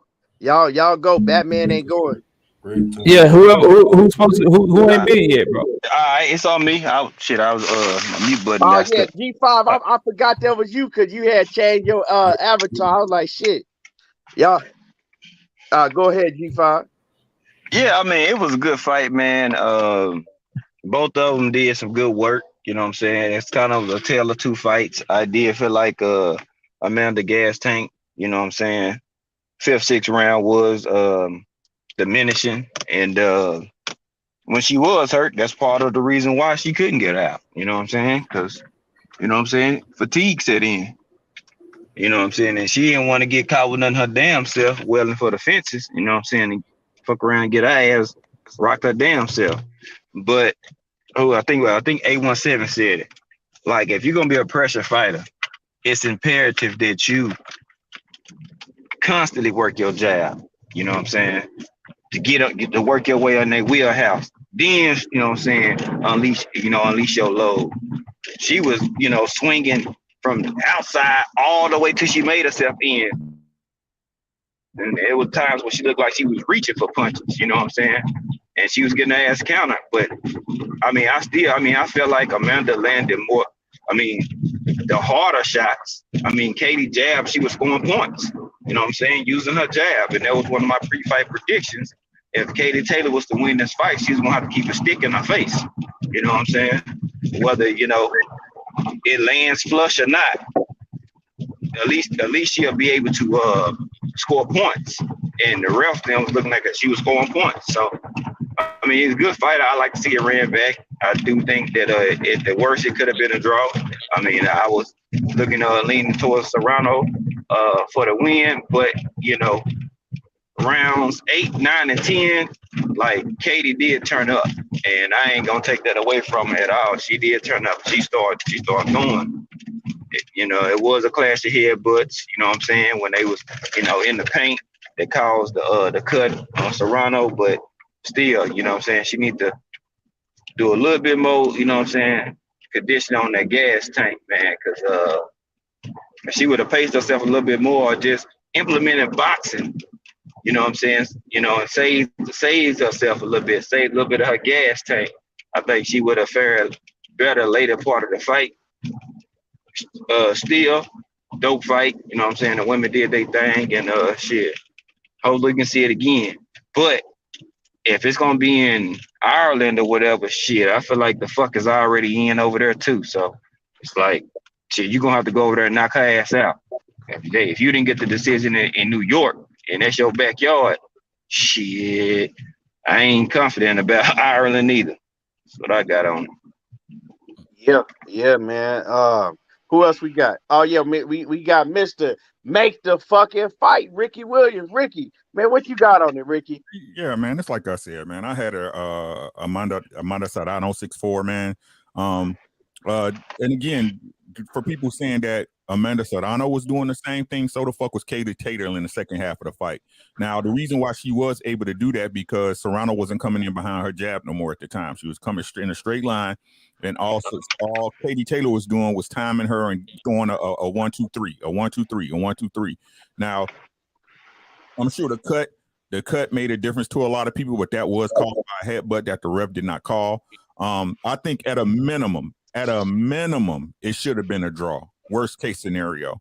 It's just like I said, man. The fix was y'all can say. I'm not gonna say I'm gonna call it a robbery. People don't want to call it a robbery, bro. To me, they robbed that lady in her hometown, bro. It was sad shit. Katie Taylor did not deserve to win that fight, and that's why I'm leaving that. Yeah, man. Like I said, personally, I don't see it as a robbery, but then when you look at the scorecards, it's 97-93. That's where people getting robbery from. That wasn't no fucking 97-93 fight. But I don't know. I'm not familiar with Amanda Serrano's trainer, but it's like they didn't give her a plan B. I know my brother Knockout and everybody saying that, well, she just gassed out. Well, yeah, she got tired, but she continued to do the same thing over and over and over, and she showed a lack of boxing IQ.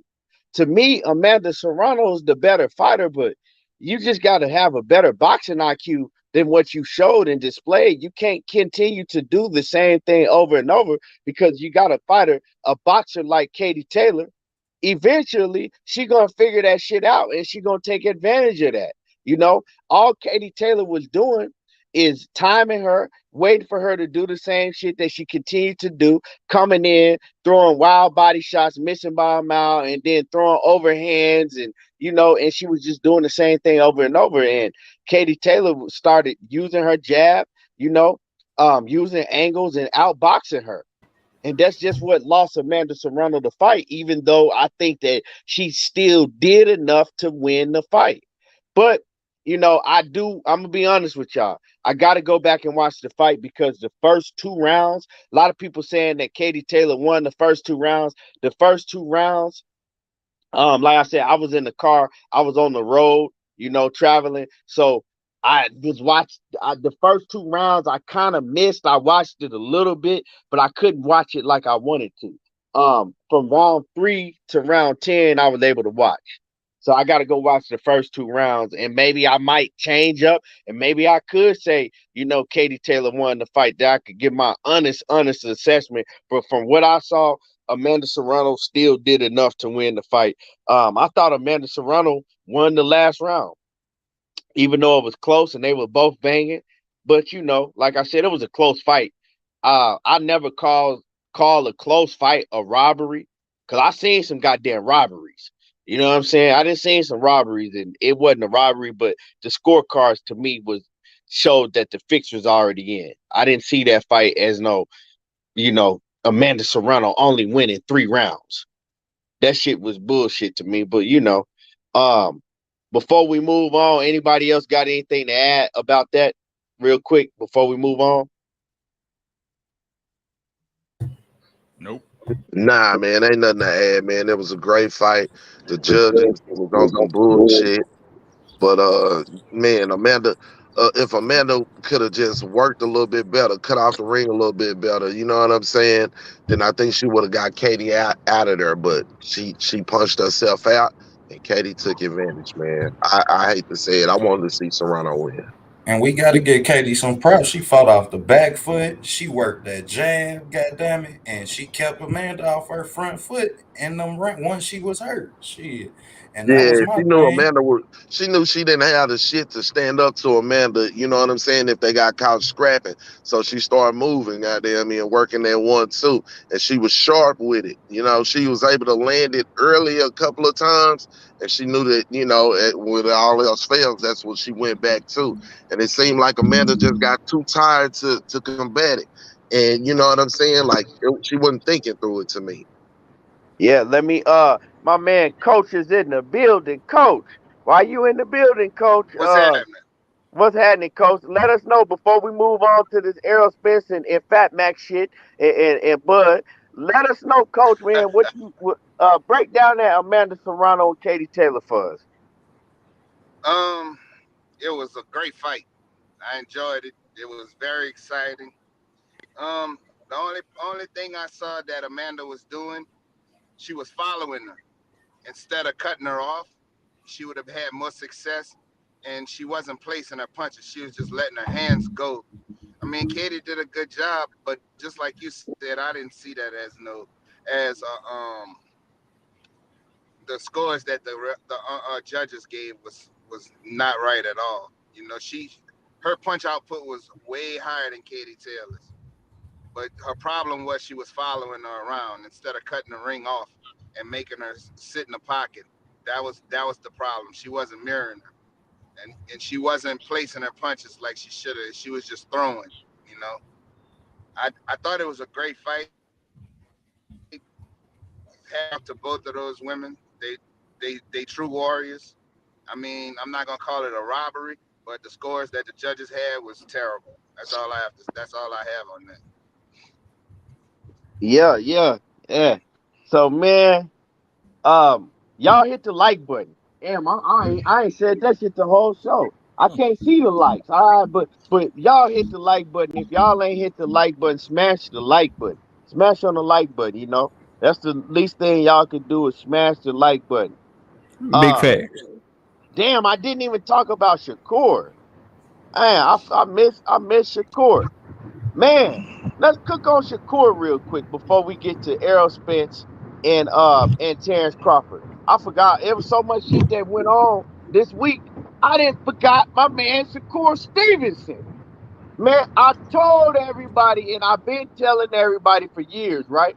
I've been arguing ever since I came on YouTube. I've been arguing people down because a lot of people that jumped on the Shakur Stevenson bandwagon. But for a long time, they were shitting on Shakur, and I was having to debate different cats every day because they were shitting on Shakur. He ain't that good. He not Shit. this, and he ain't that. And I kept telling them, you going to eat your words because Shakur Stevenson is that dude, right?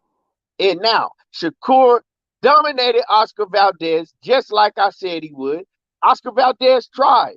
He tried to do what you know what I'm saying? He did everything he had, but it wasn't enough. He couldn't. He was just outclassed, outboxed. You know what I'm saying? Shakur was just better than him all around, all the way around. Now, Oscar Valdez did have some success early on in the fight with the straight right. You know what I'm saying? He was able to catch Shakur Stevenson with the straight right hand a couple times, right? But Shakur, he immediately made the adjustment and he stopped that shit. He stopped it early. Now, Timothy Bradley, I'm watching the fight. You know what I'm saying? I'm listening to the fight. And Timothy Bradley That motherfucker had me so pissed off because every time Oscar Valdez would throw a punch, he's screaming and acting like Oscar Valdez was landing shit. Oscar Valdez wasn't landing shit. Shakur was parrying all of them punches. He was blocking them shits with his arms. You know what I'm saying? He was rolling with the punches, blocking them with his forearms. He wasn't hitting shit. Oscar Valdez wasn't hitting shit. Shakur Stevenson dominated that fight. I don't know what they talking about. Oscar Valdez landed 100 and something punches. That's why I tell people a lot of times you just gotta watch the fight for yourself. You can't go off of punch stats that they put up on the screen because a lot of times, punch stats is a human being, and all they're doing is clicking the fucking clicker every time that they feel right that a fighter landed a punch.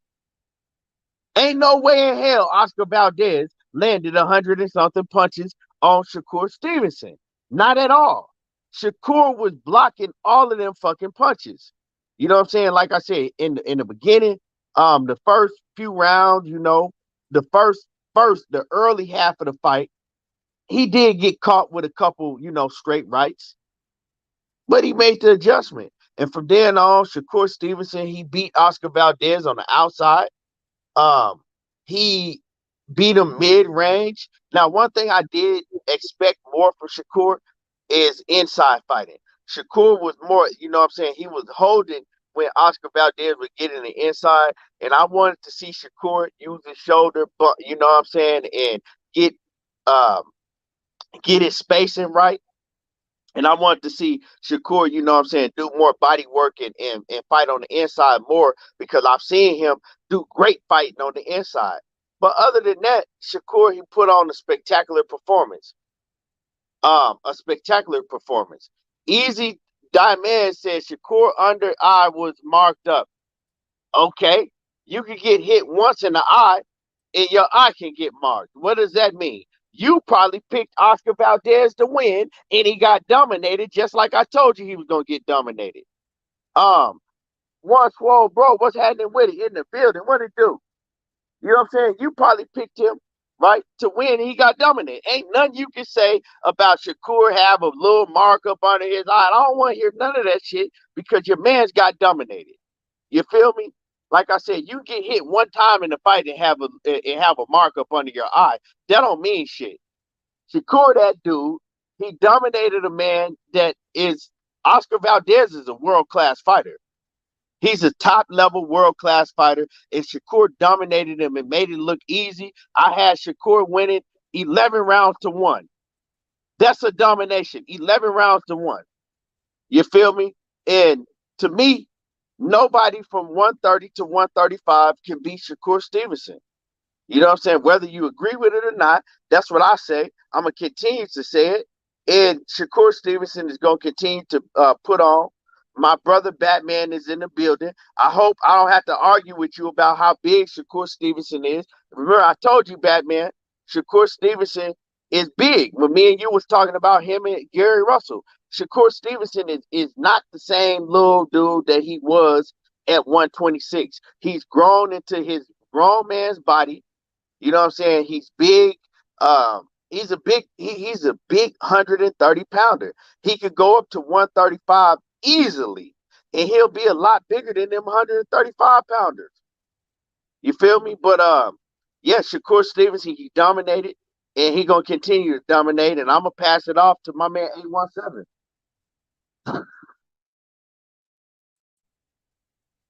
817, go ahead. Somebody else in the building want to go? Yeah, I felt like Shakur did what he was supposed to do. I feel like he did get hit enough, and we seen him hit before, but he got hit by enough right hands to where he need to chill out with fighting some people at 135. There's some names I don't want to hear out of his mouth because he took a nice amount of right hands. Oscar Valdez, I gotta give it to Coach too. Because Coach kept telling me he too small, man. He too small. And once I seen Oscar Valdez land 4-5 goddamn right hands, and Shakur just kept eating them before the 6th round. when he started really boxing his ass. Like he was eating right hands a lot. And that's too much to deal with from a fighter that's your size and pack a punch like you pack. Now, coming from Oscar Valdez, yeah, you could take that shit. But we all seen too, like you said, Key, Shakur big. So, yeah, I mean, ain't nobody at 130 for real about to see him. And what was funny to me is, if you remember the Jamel Herring fight, he kept telling Jamel, oh, that's all you been doing is bullying on these little guys. Shit, what you doing?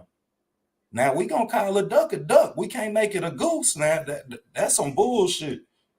And, and I told y'all, I feel like he ain't even had the same energy he had with Oscar Valdez, with Jamel Herring. So yeah, I mean, there's still some holes there, and he put on a hell of a performance. He did what he was supposed to do though.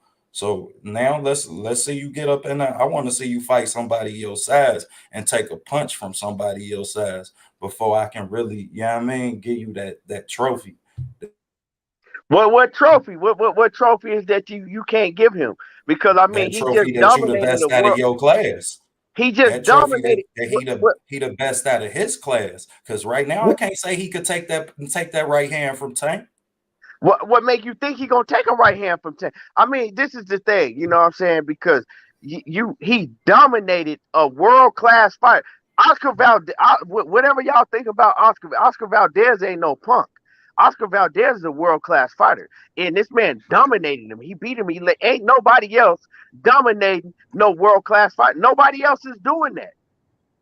None of Facts. these other fighters are doing that.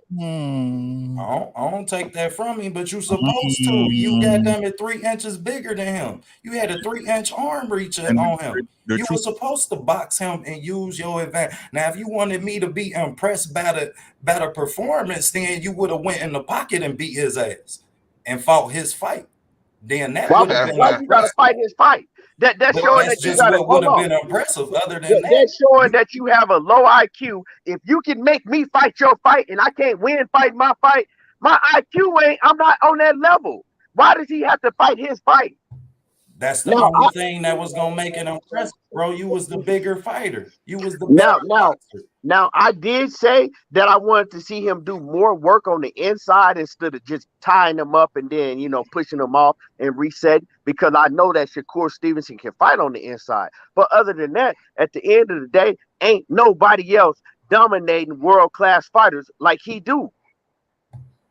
Accurate statement. But them right hands that his ass took, he can't take them from fighters at 135. How Yeah, you know what he but can the thing take? is, and You ain't not never only seen that, him hurt. How hold you on. know what he can Hey, take? Shit, Keon, now he hold ain't on. hurt. He fighting everybody smaller than him. Well, how you He gonna gonna tell hurt him him. that he can't take a punch from such I'm and saying such it's when you've people at never seen him hurt? 135 his size. Now You they ain't taking never a seen punch from somebody that's you smaller than you and taking a punch from somebody your size is two you different can't fights. you can't sit here and say what he can't do if you've never seen him hurt, and fighters only landing 4% of their punches. You don't even know if your favorite fighter, whoever the fighter that you talking about, you don't even know if they can get in there and land clean on him.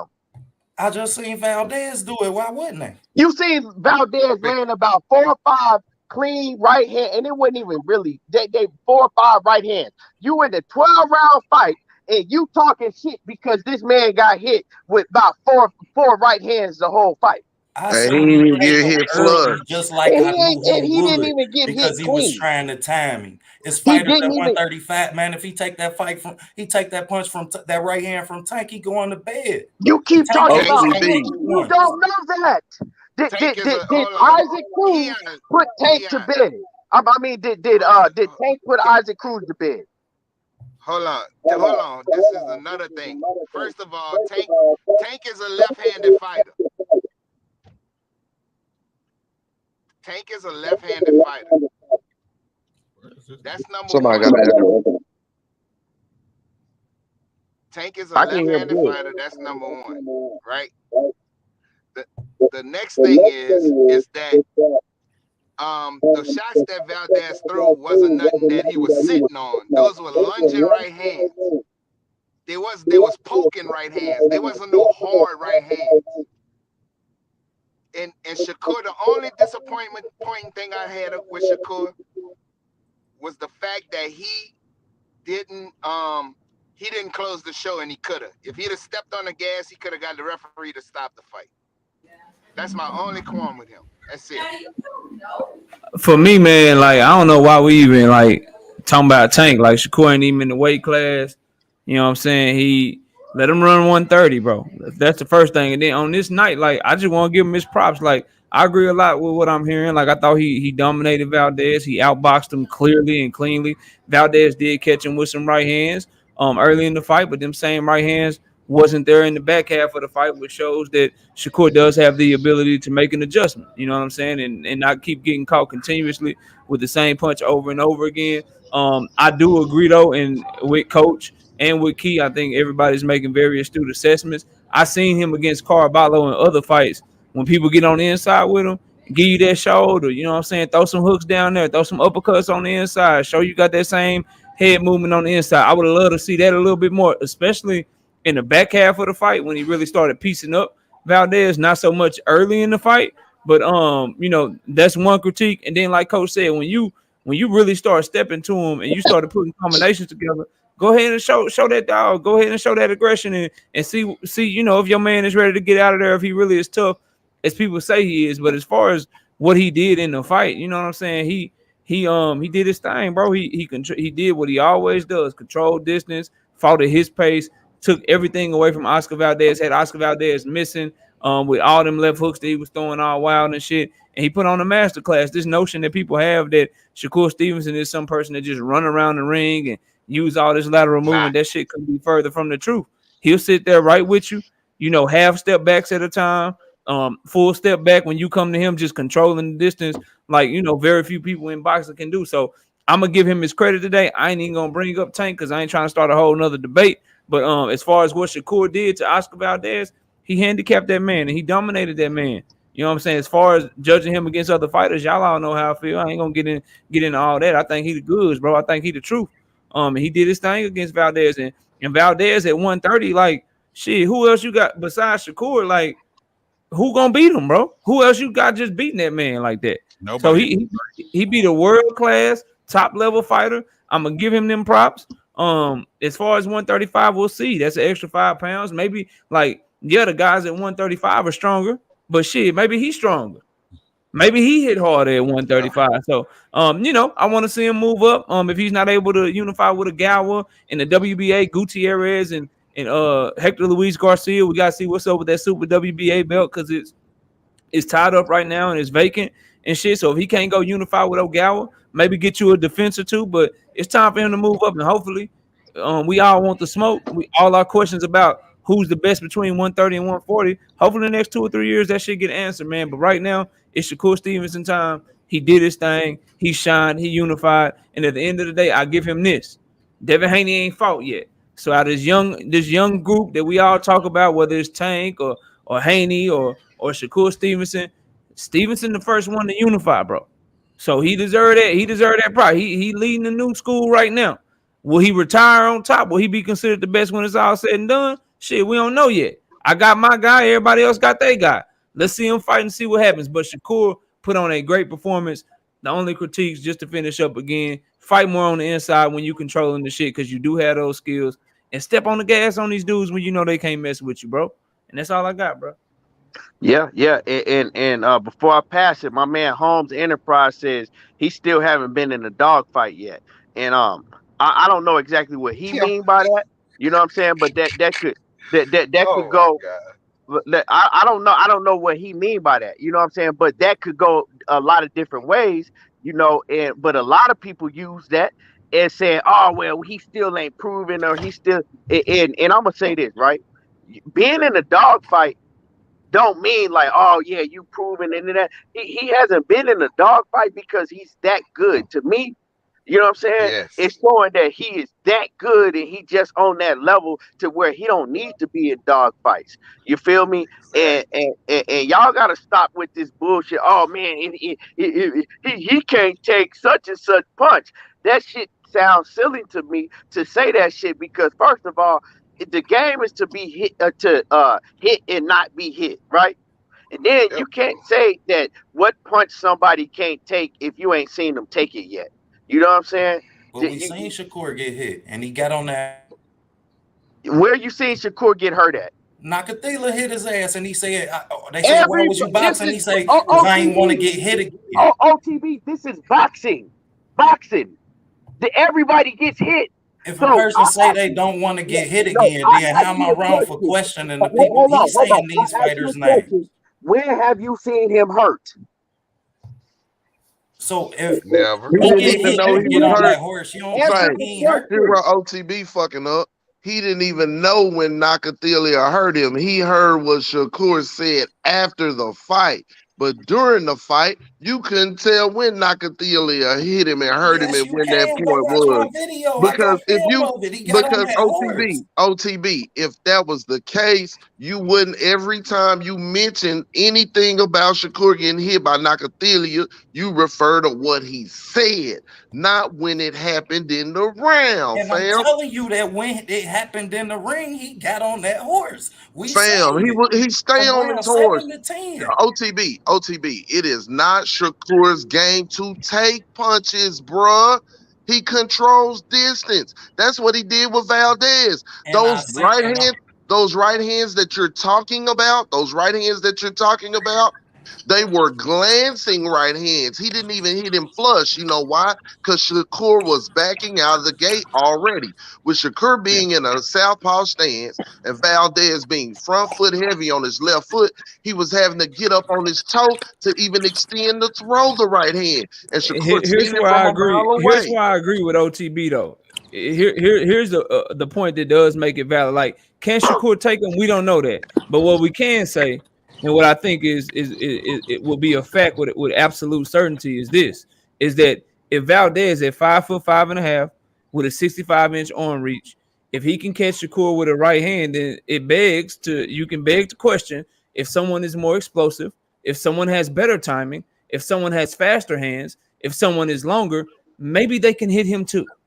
So I think that is the point. Now they hurt not gonna get hit, knockout. Nobody's saying that. What we're saying is, just like he judge the distance with him, he'll judge the distance to any other. That's his game in the first place. So that firefight that you're talking about and looking for or whatever, it's not going to happen. And Valdez on the inside, he had a stance that was right hand heavy, that was hook heavy. So Shakur really couldn't stand there and work. He had to use the elbow guard and block that shit.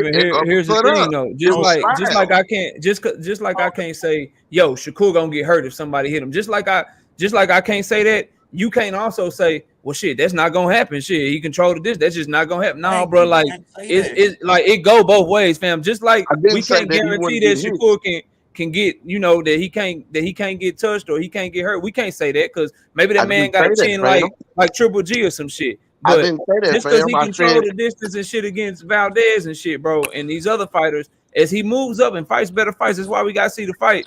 Valdez showed enough to where, like, yo, it's probably some dudes that got wrecked for him. Just like fucking Crews. Just like Crews showed enough that, yo, it's probably some people that got wrecked for Tank. Just like JoJo Diaz showed, yo, it's probably some dudes that got wrecked for Devin Haney. Like, it's enough there to where we got to see the fights. Knockout. That's all I'm saying, the difference in between the guys that we comparing, and just like I made the point, even in a blanking, Shakur blanked this guy last night. What's the name? Say he seen it 11-1. I didn't see a round. Nah, that shit was 120 to 107. I seen Valdez have a moment or two, but he did not win a round. But listen to me. Even with that instilled, right? Shakur Stevenson to me has to box for 12 rounds. And that allows for there to be lapses. He looked at the ref and did some bullshit. He played around a little bit. There was lapses in there. So much so to where Valdez was dangerous and still had gas enough to be dangerous late in the fight, even though we knew he couldn't land or really hurt Shakur. And that's an issue. If it was Tank, he wouldn't have played with the fool like that. He'd have found a way to finish him. I think that's the difference between the two. But Shakur is a masterclass boxer, and his game is to control distance. So you're not going to see him in those firefights and shit because he's smarter than that. He ain't got to fight nobody else fight. He just got to fight his better. Yeah, I got you, bro. And Hey, can I I say agree this? with everything you said. Right up to that last point, though, and that's where I defer a little bit. Right up to that last point where you said that's where Shakur does this and he does that, and he won't let them do this, or he's too Let like. I don't believe that to be true as he continues to step up I in do. competition. That's the only well point I'm making, bro. let And I'll let somebody let else me cook. yeah Hold yeah on. let Batman and then we gonna go to Ricky Williams because Batman I don't know where he been at the whole show. Nah, I was right here. I was just listening to y'all. Okay, go ahead. Uh, at the end of the day, motherfuckers knew what he was going to do to Valdez. Thank you, man. Come Valdez, on, bro. Valdez wasn't athletic. Valdez don't have fast hands. We saw it in the Robert Castasiel fight. What would have happened when him and Shakur was going to get in there?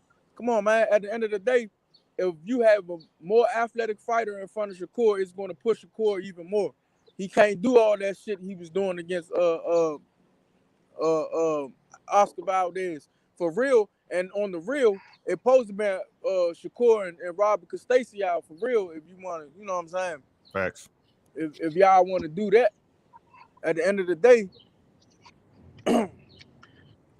I saw who I've been saw in the Quig fight. I saw who Oscar Valdez was, man. You know, he's a tough, rough Mexican with no feet, uh, motherfucking that can get that left hook off, and hurt a fighter and probably stop a fighter. But at the end of the day, he cannot fight a boxer. You saw it in the Robert Castasiel fight, man. Robert Castasiel put that shit on him. And motherfuckers can say what they want to say, that at the end of the fight that Robert Castasiel won at least 7 to 8 rounds out that fight.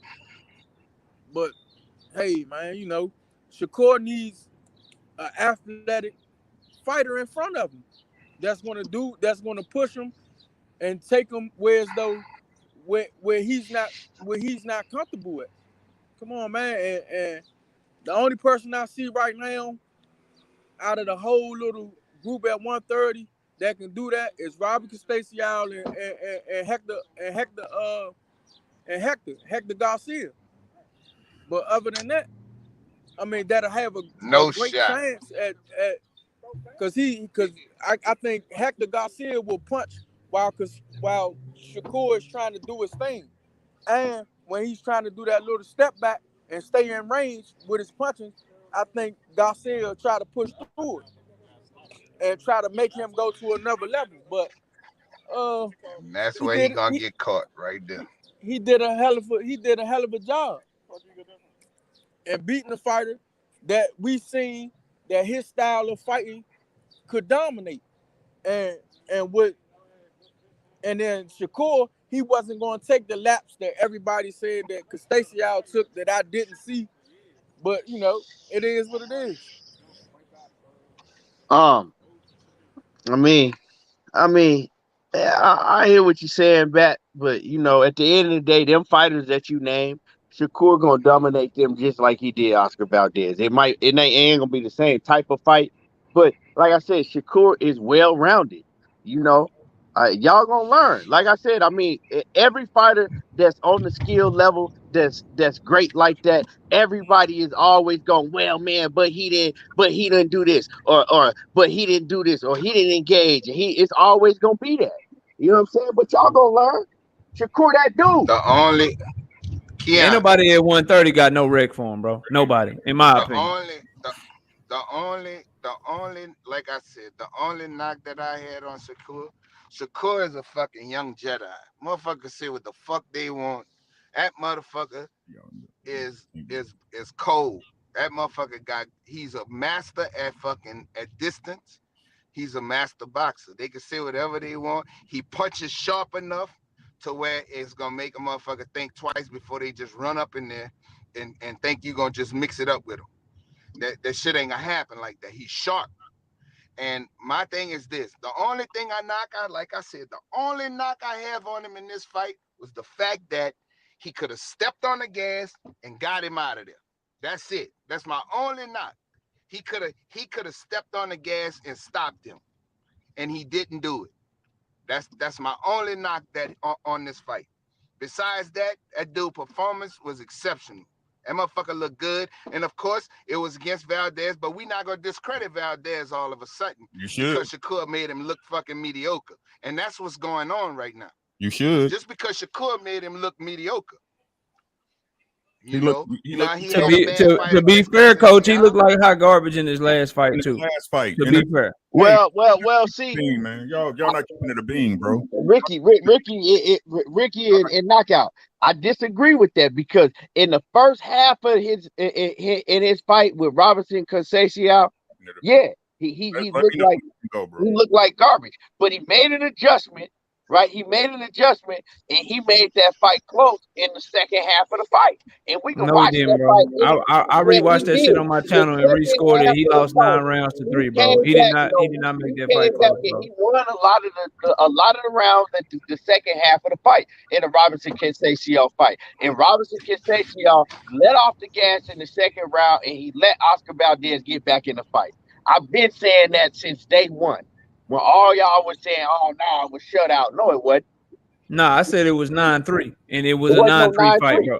Yes, it was. We can go back and let's go back. We can do it together if you want to. That's fine. We can watch that fight together, and I guarantee you that fight wasn't no 9-3 because old boy let off the gas.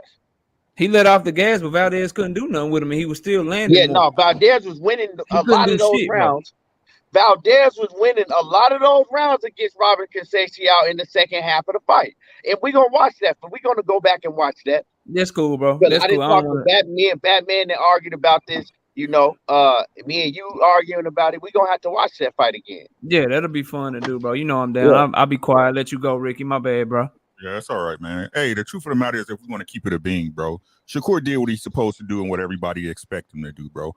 Everybody want to try to act like right now that fucking Oscar Valdez was some super duper world champion. A champion, a world-class fighter is not a world beater. You know what I'm saying? Y'all, everybody knew what was gonna happen to Valdez in this fight. Did we think it was gonna be a little bit tougher? Hell yeah, but shit, if we're keeping it honest and keeping a buck, what game plan did he come out with, and what game plan did his corner give him to make any adjustments? None. No, that's not Shakur's fault, but to say like Shakur threw on some masterclass performance that was outside of the realm of some shit we ain't seen him do before is bullshit, bro. It was an easy-ass fight. It was an easy-ass fight because the opponent in there with him was easy for him. Again, y'all been saying for the past 6 months, the only reason this fight happened is because Bob was going to court and he never wanted to see them fight because he already knew Shakur was going to whoop that ass. So what's the point of all this other shit? It was an easy fucking fight, bro. It was an easy fight. Get the fuck out of here, bro. The point, and I agree with what Coach said wholeheartedly, bro. Like Shakur, I don't give a fuck what nobody say, bro. He should be stepping on the fucking gas. A lot of times he in there watching his work and shit, asking for receipts instead of getting back to work. He complain about bullshit when he do bullshit in the ring. Bro, he got a lot of shit to work on. Did you hear what I said? He big as fuck is 130, bro. He bigger than everybody at 130. Facts. Don't act like that shit ain't no goddamn advantage, bro. Get your big ass up to 140 or 147, then let's see what's popping. Well, shit, I mean, hold up now. If he make weight, he make weight. You know what I'm saying? If they don't like it, shit, they need to go to another weight class. You know what I'm saying? Shit, Gary and little Gary Russell Jr. move up to 130. He gets Shakur problems. Let me fucking finish, bro. I'm not saying that. What I'm saying is we got to acknowledge the advantage in that he big as fuck for 130, bro. And that's the reason he's staying at 130 is because his length, his height, and his skills gonna keep him on top of everybody. He knows ain't nobody up there for him from 130. He's not looking to challenge himself. Fact. See, bro, this the thing, bro. And I see my brother DJ Blackthorn. DJ, bro, listen. It's just constructive criticism. Nobody want to see Shakur lose. Everybody up here on the panel picked that man, bro. Exactly. And was rooting for that man, bro. Come on, dog. I'm a huge Shakur fan, bro.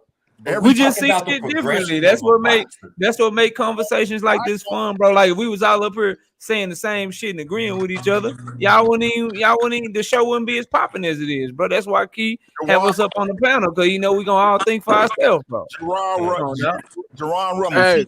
Fuck for 130. He big as fuck for 130, and that's the truth. At the end of the day, I already saw that I ain't even gonna say it. Fuck it, man. I'm leaving it alone. Nah, go ahead, man. But DJ, they did though, bro, because OTB and Batman was on my panel. They definitely picked Shakur to win. I know Keith got Shakur, and I know Ricky and A1. Everybody picked him to win. Everybody wanted him to beat the shit out of Oscar Valdez cheating ass, bro. And knock out that. Everybody did. Get hit by them right hands. I told niggas it was gonna be like the Joey Gal whatever the fuck his name, Gaudet at 126 when he won the other title. That's how the fight was gonna be. And it was like that fight. Non-competitive. Man, I'm telling y'all right now, Shakur Stevenson on that level, and he gonna beat your favorite fighter. Whoever you niggas think and whoever you niggas like Shakur he gonna beat him. You know what I'm saying? Probably at 130. No, at 130 and 135. Man, he ain't got it. Man, let's get to Spence-Crawford because he ain't got no record for tank, bro. Like, stop. All right. I mean, okay, keep saying that. But like I said, I got a whole lot of smoke for Ricky. I got a whole lot of smoke for you. I know you do, bro. Knockout. I got smoke for you, OTB, and I got smoke for you, Batman. But we got smoke for me. I'm not even. Cause anybody that ain't picking Shakur to beat everybody at 130, 135. When we get on Tank and Shakur, I got smoke for all you niggas. I know that's what we get. Made that waiting right there. The only one at 135 will give him that will be there for him. It'll be a great fight. He on his coach shit. He got Shakur versus everybody, bro. Yeah, I got Shakur versus everybody. Everybody. Don't do it to yourself. Hey, Key, everybody got to have a dream, bro. Everybody got to have a dream. Hey, Ricky. Hey, we gonna, you know, we gonna talk about this much more, but I don't want to overwhelm everything because I know people want to hear about this Terence Crawford and Errol Spence and Fat Mac shit. You know. Let me say one more thing. Let's have some fun. The only thing I got a problem when Ricky threw him up to 140, man, big takedown. He don't want big takedown, man. No, man. What I'm saying is, bro, I want to see the best fight the best. Shout out to BFTV, man. You know what I'm saying? Everybody knew how this fight was gonna go. It's just y'all thought we all thought Valdez had more than what he really had. And if we being honest with it, you know what I'm saying? When Oscar Valdez fought Miguel Burchell, we all know he was on that turbo T, and Burchell's feet is worse than fucking Valdez's, right? Robert, I don't know what nobody say how y'all slice it or dice it. That's the reason why they had to fight in Arizona after he got busted on turbo T and shit. And then the judges was on bullshit because y'all know what it was. Stop playing like y'all don't know boxing, man. Yeah, I mean, you know, Oscar Valdez, like I said, I knew he was going to dominate Oscar Valdez. I said he was from the jump. You know, a lot of people was, well, Shakur, he might have a lot of problems and with my brother Money Brown TV, you know what I'm saying, I got to get on Money's ass because Money was over there talking about, well, man, this going to be a very tough fight. Oscar Valdez, he might do this. I'm going to pick Shakur, but it ain't going to be easy. And I kept telling him, I said, you're full of shit. This fight going to be easy. Harder. I thought it was going to be harder. I ain't going to lie to you. I thought it was going to be harder. I didn't. I'm with Key on that one. I knew this shit was going to be a cakewalk, bro. No, with the Robert Castasiao fight, should have told y'all this shit was going to be easy, man. He can't get out of the way of a 1-2, of a fast 1-2, and he can't get out of the way of combination punches. And he don't like to punch when somebody throwing combination punches. I knew it was going to be easy. It took too long for him to get started. He was too heavy on his left foot, and he had to get up on his toes to be effective with the right. And with Shakur being the southpaw stance, he saw that shit from a mile away, and then he was able to frame him. And goddamn, he jabbed the shit out of him. And I told him, I said that one shot shit that he was talking about, his mentality, he already was shook. And then talking about that, you fighting a motherfucker that's a master in distance and defense. So that one shot you're looking for by round 5, you're going to figure out, you're going to be frustrated and figure out you can't get to this motherfucker, and you're going to be down on rounds and your face is marked up. And that's what the fuck happened. Shakur just boxed the shit out of him. We all knew it was going to happen. A17, when Valdez came out there, bro, and he threw that wild ass hook like the first 20 seconds and fell down, I was like, oh, this shit about to be bad for that man. Hey, and one thing we ain't touched on, y'all. Hey, I know all of us will agree on this though. Wasn't it wonderful to see Canelo bitch ass over there in the crowd getting petted by his wife, sad because he couldn't do shit to help his partner? Oh, Say no. Eddie didn't even want to shake hands with them niggas after the fight, bro. They was hot. Hey, Yeah, man. bro. He had the whole team, man. They knew what was coming. They did not want the fight, bro. They didn't want this shit. They And wanted y'all to fight heard, Navarrete, bro. Shakur Stevenson say, that was the game plan to beat them. Beat the whole He was team. Yeah, he talking to said that shit. Bebo. Oscar Valdez, I'm gonna tell you, Oscar Valdez, he knew he couldn't beat Shakur Stevenson because I watched the whole lead up, the what was the little ESPN specials. The And blood, sweat, and tears shit. I already know what you about to say, bro. Oscar Valdez never one time said that Shakur was talking that shit. He's like, I'm gonna beat his ass, I'm gonna dominate him, I'm gonna make it look this. And Oscar Valdez, if y'all go back and watch it, he never one time said that he would win the fight or that he would beat Shakur Stevenson. He knew. He said, "I'm gonna do my best. I'm gonna do this." And he knew he couldn't beat that man. He knew he couldn't beat him. He already Hey, bro, knew he was honest to gonna God, I lose. said the same shit, Yeah, bro. he knew When he I was heard gonna that shit, I lose. said the same shit, bro. I'm gonna do He, my he, best. Fuck he out of knew he here. was Do your gonna best. lose. He knew he was gonna lose before he got in the ring. That's why he didn't ever want to fight Shakur Stevenson. Sometimes you just know. You know, like, man, this dude, I can't fuck with him. You know what I'm saying? He better than me. And he knew that. That's why he wasn't crying, or that's why he wasn't pissed off at the end of the fight. But that's why he said, like, I was just beat by the better man. I tried my best. I did everything I could. He was just the better man. That's just what it is. They know what. So and so did Top Rank and everybody else, man. Yeah, you're right. You're right, Ricky. But we gonna move on, man. Let's move on. Y'all hit the like button. If y'all ain't hit the like button and you've been in the building, smash on the like button. You know what I'm saying? It's free to hit the like button. But we gonna move on, y'all. Let's get to, you know what I'm saying? Let's talk about Fat Mac, BoMac. You know what I'm saying? BoMac is all up in the cameras again. You know what I'm saying? Running his fat ass mouth. And BoMac, he's talking about that.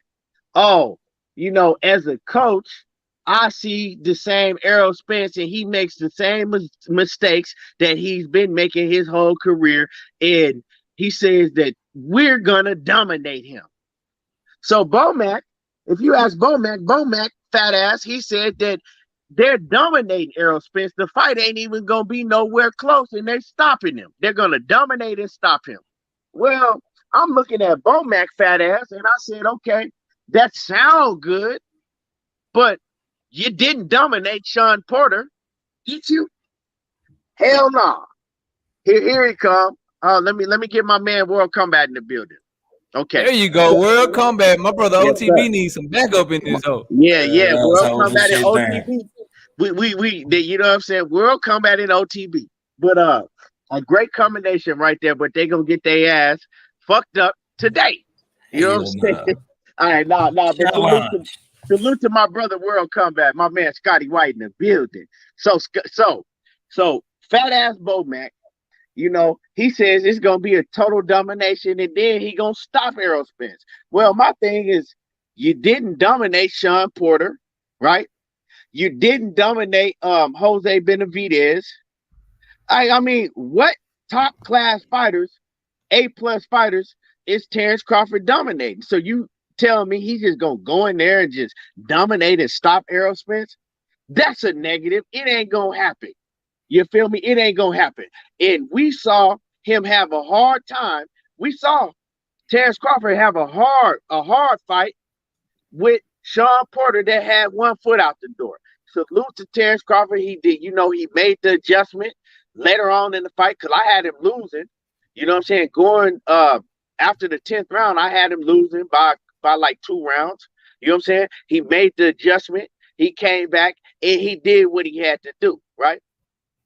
But this Shawn Porter with one foot out the door, already ready to retire, that ain't no goddamn Errol Spence. You know what I'm saying? In the mistakes that you saw Errol Spence make against Ugas, he's not gonna make those little mistakes against Terence Crawford, because there was Errol Spence coming off of eye injury, coming off of what, 17-month layoff. You're not gonna get that. You saw the man right back in the gym training like a fucking animal 2 days after his last fight. Terence, all that shit that they talking, they can talk that shit, and it's gonna be a whole lot of talk. But you see Errol Spence on that man helmet. EJ ain't playing with that man. That's why he let y'all know this motherfucker BoMac talking all of that big shit.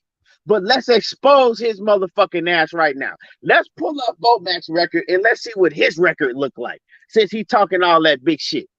And y'all see, BoMac was trash, right? All his fighters that he trained, except for Terence Crawford and motherfucking the only fighters that win that he trained is Terence Crawford and my man Keyshawn Davis. Other than that, and he didn't build Keyshawn Davis. Keyshawn Davis just started training with him, so he can't take credit for Keyshawn Davis's success. His whole stable, all them motherfuckers know how to do is take L's. You know what I'm saying? They taking loss after loss after loss after loss. Now, shout out to my man Steven So-Called Nelson.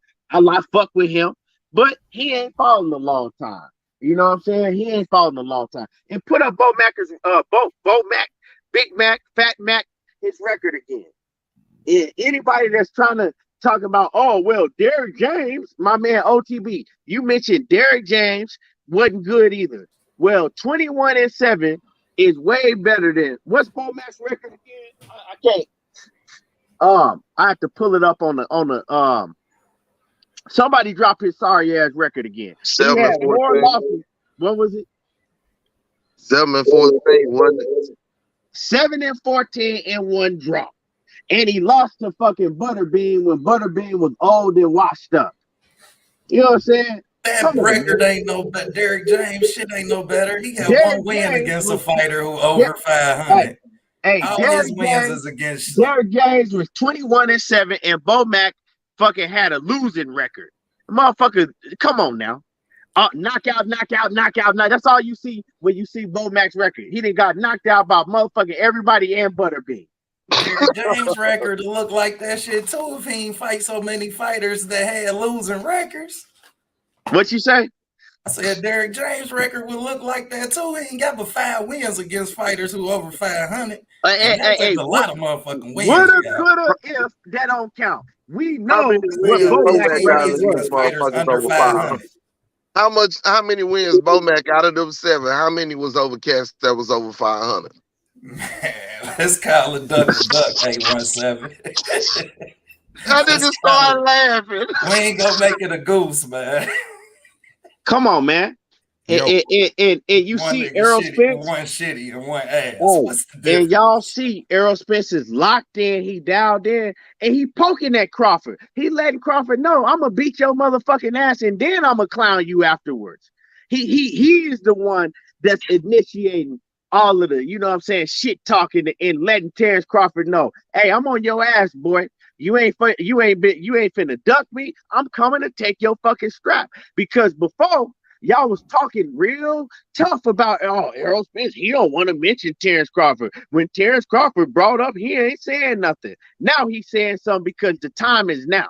And he letting everybody know, I'm on this motherfucking helmet every day. Every day I'm on your motherfucking ass, Scotty White. Every day he on his ass, OTB. And I'm going to pass it to OTB and we can go around the... Hey, Keon, before you do that, can you move me up there in the top? Can you move me up in the top right corner? I don't want to be in between two Spencer Hollins. Sorry, early, I see. Damn, got it. Can you move me up to the top right, Keon? Can you just do that, please? You uncomfortable, bro? Come on, man. We in church, bro. We in church. I just call the shit real, man. Don't do that. If y'all want to, right? I'll let you and OTB go back to back, and I'll let both of y'all get off. I'll let OTB go, and you can go right after him and get off. Go ahead. It ain't gonna change the fact. And don't hold the fact no is every action has a reaction. Man, we old enough to know this shit, man. Talking that shit don't mean nothing. And us saying, oh, it's gonna be a different Errol Spence. He was 40% Danny Garcia. He flipped a Lambo, Sean Porter. Man, I ain't gonna keep making excuses for him, man. You got to get your ass in that ring and deal with this shit now. And all that talking shit that they doing on the internet, that shit cool because it help them sell the fight, it help them build up the fight. But man, that shit don't mean nothing. You don't get in there and win that fight. And if we look at the same Errol Spence that we seen against you guys, his ass is gonna get stopped. I see what the fuck, but they see too. Shit, we all seen Errol Spence taking right hands. We know how good a finisher Bud is. Y'all think he ain't gonna finish him? He just gonna stick his ass? Hell nah. Shit, he gonna get his ass finished. So yeah, you got to improve, and you got some things that you got to improve on coming into this fight. You being sharp, Errol Spence, ain't gonna be enough. You got to show us something different, bro. You got to show us that you can get your goddamn head off the line and you don't keep on getting caught like you've been doing your whole career. So it ain't like BoMac said something that wasn't no facts. Shut the fuck up, A1. But nah, though, like it ain't like he said some shit that wasn't no facts. So yeah, I mean that shit is what it is. But when it come to that fight, shit, hey, every action has a reaction. All right. Scotty, it's on you. Man, I concur with OTB, man. I have no closing arguments, Your Honor.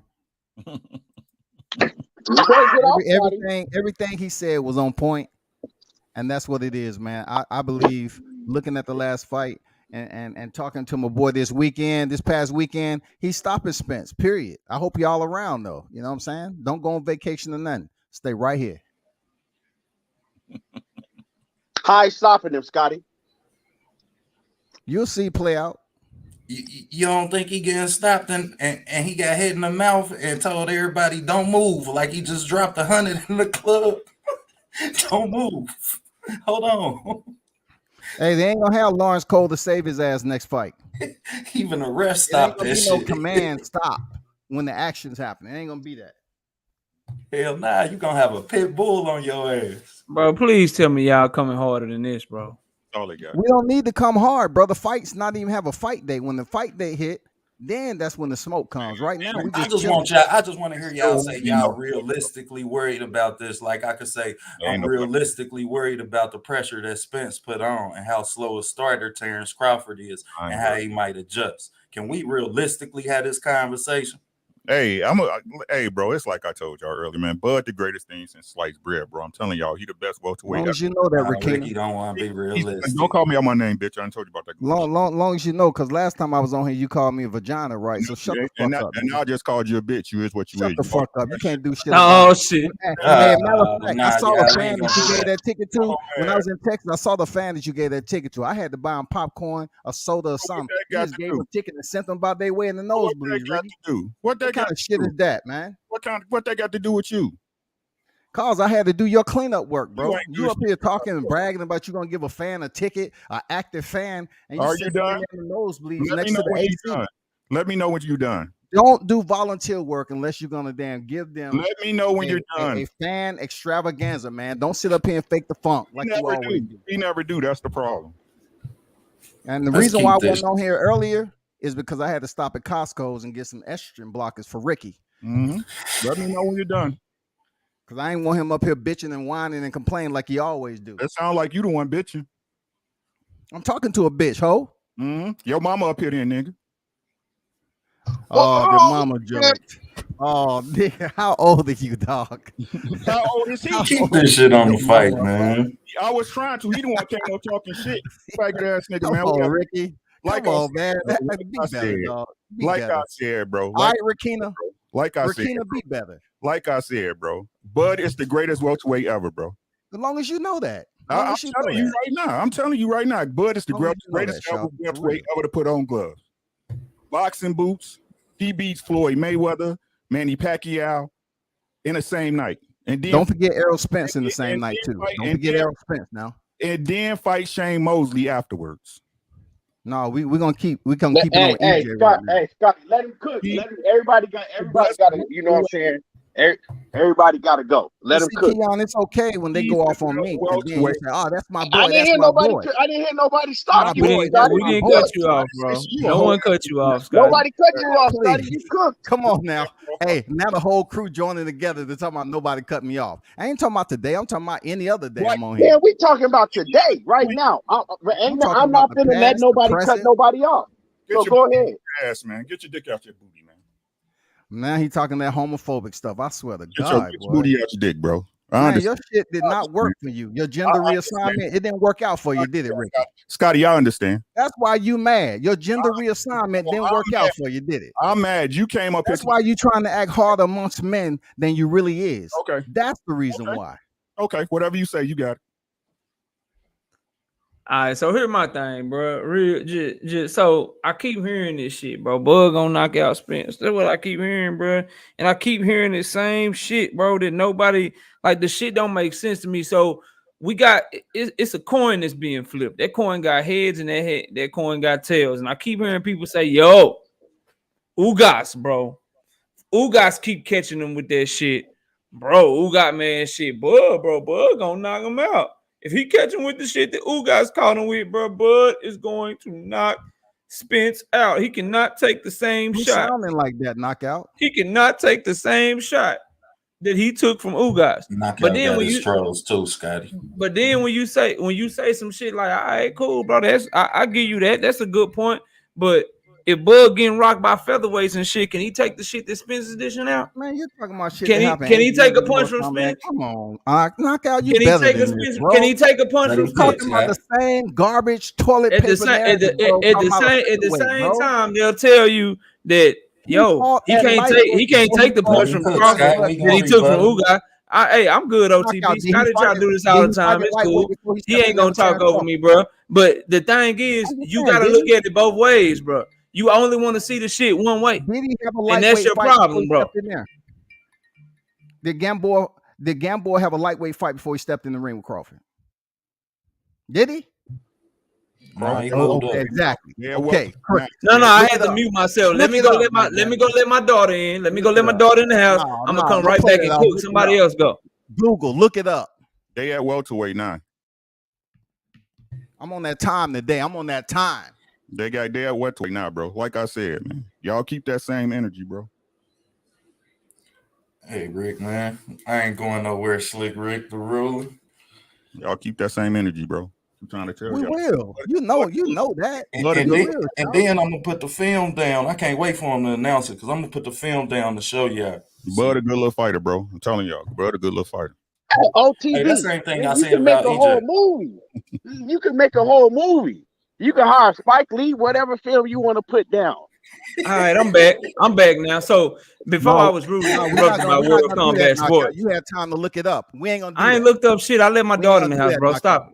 I gotta start my live anyway. It's been a pleasure talking to y'all. Yeah, you go ahead. You go ahead and get off there because you know you about to get your ass cooked. Go ahead. No, you had time. I asked you a question. I ain't look up, bro. I don't even know what your question was. Don't run off nowhere. Don't run off nowhere. Don't run off nowhere. Don't go nowhere, bro. Because I had to let my daughter in the house, bro. But anyway, like I was saying, bro. Like I was saying before people start trying to cut me off, bro. You dudes only want to look at shit one way, bro. And that's why you can't mess with me. That's why I had your ass doing push-ups on the regular because you're short-sighted and you look at shit the wrong way. And you're gonna be doing 100 more on this Crawford and Spence shit. I'm telling you, bro. Because what y'all would tell me is that Spence took this punch from Ugas. He can't take this punch from Crawford. But you got Crawford getting hurt by featherweights and shit. And you don't want to acknowledge that shit. You got Mean Machine rocking his ass and dropping his ass, but you don't think Spence can touch him? You don't think Spence can hurt him, bro? That shit is biased, homie. Like, that shit don't make no sense to me, dog. And it don't make no sense to anybody that's really looking at this shit astutely with a good boxing eye, bro. They can both hurt each other. That's what you dudes don't want to admit. They can both win, bro. They can both win this fight. And to think that Crawford just going to go in there and take shots from Spence, bro, you're going to be out your mind. He going to get his shit broke off, dog. Straight up and down. So the same way that Spence got to do all this different shit, make them adjustments. If the Crawford that fought Kell Brooks show up, he getting his ass whooped, bro.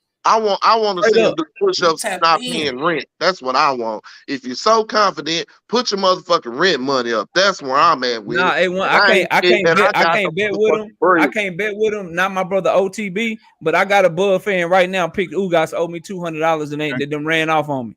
Can I make my You know what I'm saying? So I don't bet over the internet no more, dog. can I make my point now that Scotty gone, bro? Can I make my point now that Scotty gone? Go ahead, Rick. This what I want to say about this, right? Terence Crawford, a good little fighter, man.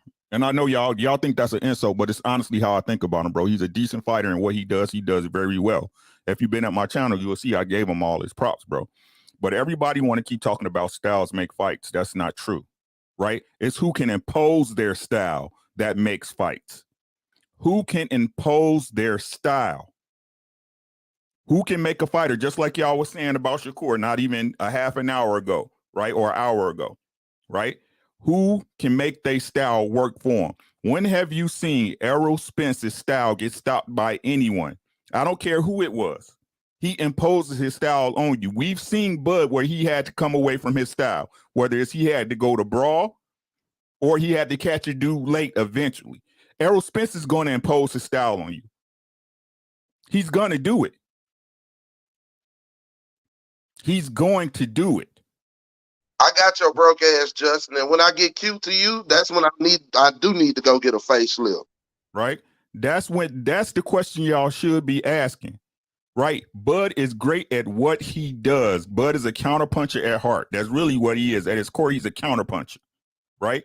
He's a counterpuncher that's once he catch you and he stuns you, he's a great finisher. But like I said, bro, can he impose his style throughout a 12-round fight on somebody like EJ? Can he finish somebody like EJ? That's what y'all betting on. Everybody's betting on that he's gonna catch EJ like he's catching everybody else. Y'all seen EJ take a clean shot with no mouthpiece in his mouth, bro.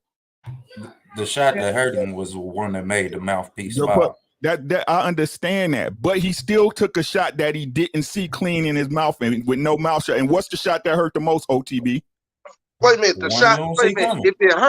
If it hurt, then how the fuck was he astute enough to go look for his mouthpiece, my nigga? When you hurt, you stumbling and you going down, bro. When you hurt, let's be real. Hey, hold on. When Dev got hit by Linares, he was hurt.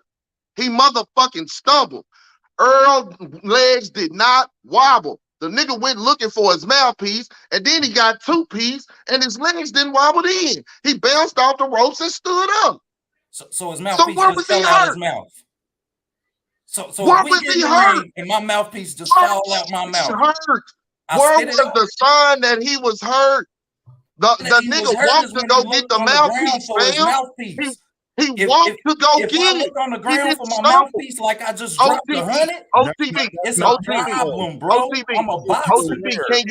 OTB, can you just be honest about one thing? When Linares hit Dev, it was obvious that he was hurt. Yes or no? Facts. Okay.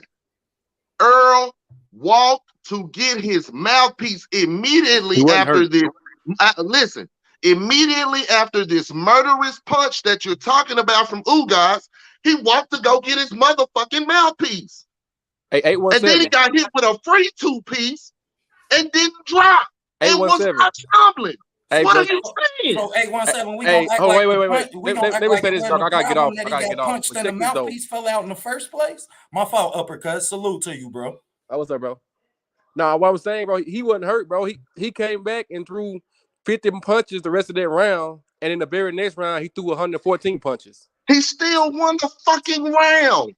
So I mean, people that hurt, they don't do that, bro. He did not win that round. He didn't win that round, but I don't think he was hurt. No, you can give Ugas. I mean, if you can get that's debatable. You can give Ugas that round. No, I'm saying all debatable is he threw 50 punches the last 2 minutes after he got hurt. After he supposed to got hurt, bro. And he followed that up with 114 in the 7th round, bro. That's dog. Somebody's hurt. They're not having that kind of activity, bro. They're not that active if they hurt. All three judges. You guys not hear me or something? All three judges gave Ugas that round, but I don't think that Errol Spence. That's cool. I mean, it's nothing wrong with not winning every round, though, bro. But the notion. I'm not trying to yell over you, man. Like, just let me finish my points, please. But I don't think he was hurt. Just because you drop your mouthpiece out, it's not synonymous with being hurt. It was a good shot, but you can tell when somebody is hurt, and he showed no physical signs of being hurt. Hey, check this, bro. He with those the teeth he got in now. He don't even have his mouthpiece molded. He even said it. He said, man, I gotta get this fixed. He said next time I won't have that problem. And like I told y'all, he had some dental work done. So Exactly. for y'all Errol Spence fans to tell me you're not worried about him taking that punch from a finisher is unrealistic. He just got hit and looked like he was looking for his 100 in a club, y'all. That's Man, wild. Bro, you can't Sean say he Porter was like so this. motherfucking hurt that he Hey, punched the 17, ground hold on. harder than he Hey, punched let Bud the whole me fight cook him, 817. after he I was got it. supposed to I got it. finish. Now we Bro, don't Man, act you like said this shit he was ain't hurt, but yeah, put your money on fucking push-ups. he came back and threw more punches the rest of that round after being hurt than Bud averaged when he not hurt. Bud averages 35 to 38 punches a round, bro. EJ I'm not came saying back that and he threw don't 50 the last minute and a I'm not half saying after that he he got don't. supposed to I'm got not hurt. saying that he didn't That's respond facts, bro. beautifully. Bro, Say and OTB. no, Responded let and me won talk. the Let me fight. talk, bro, because I'm saying that we got to y'all be been talking for a while. realistic Hold and on, let me saying it's a talk. Let me problem. talk. Then he came back and threw 114 punches, bro, in the 7th round after he's supposed to be hurt. 114. That's an insane work rate for a welterweight. A welterweight that's healthy, that's known the one that's supposed to be hurt. Dude was not OTB. hurt. And if you look at it, bro, the ref told him to stop. He said, stop. And then EJ had stopped and he was called with a 1-2. But that's still EJ's fault because he's supposed to protect himself at all times. But he ate this shit, bro. OTB. I'm hearing what you're saying about whether or not someone should be concerned about Bud's power. And to me, that is literally what the only thing people should be concerned about. Well, two things. Whether or not Bud can turn back the clock and keep Errol Spence on his jab, keep Errol Spence at the end of his jab like he did in the post-all fight. The other thing is whether or not Errol can take his power. And it's probably going to be early, the way Knockout said, because the body attack is probably going to sap his strength late, right? So the only thing you got to worry about, for real, is whether or not Errol can take his shot. Like Knockout was saying, and I've been saying forever, if Errol can take his shot, then Bud's not winning this fight. And that's Yeah. a puncher's chance at best, correct? Yeah. Yep.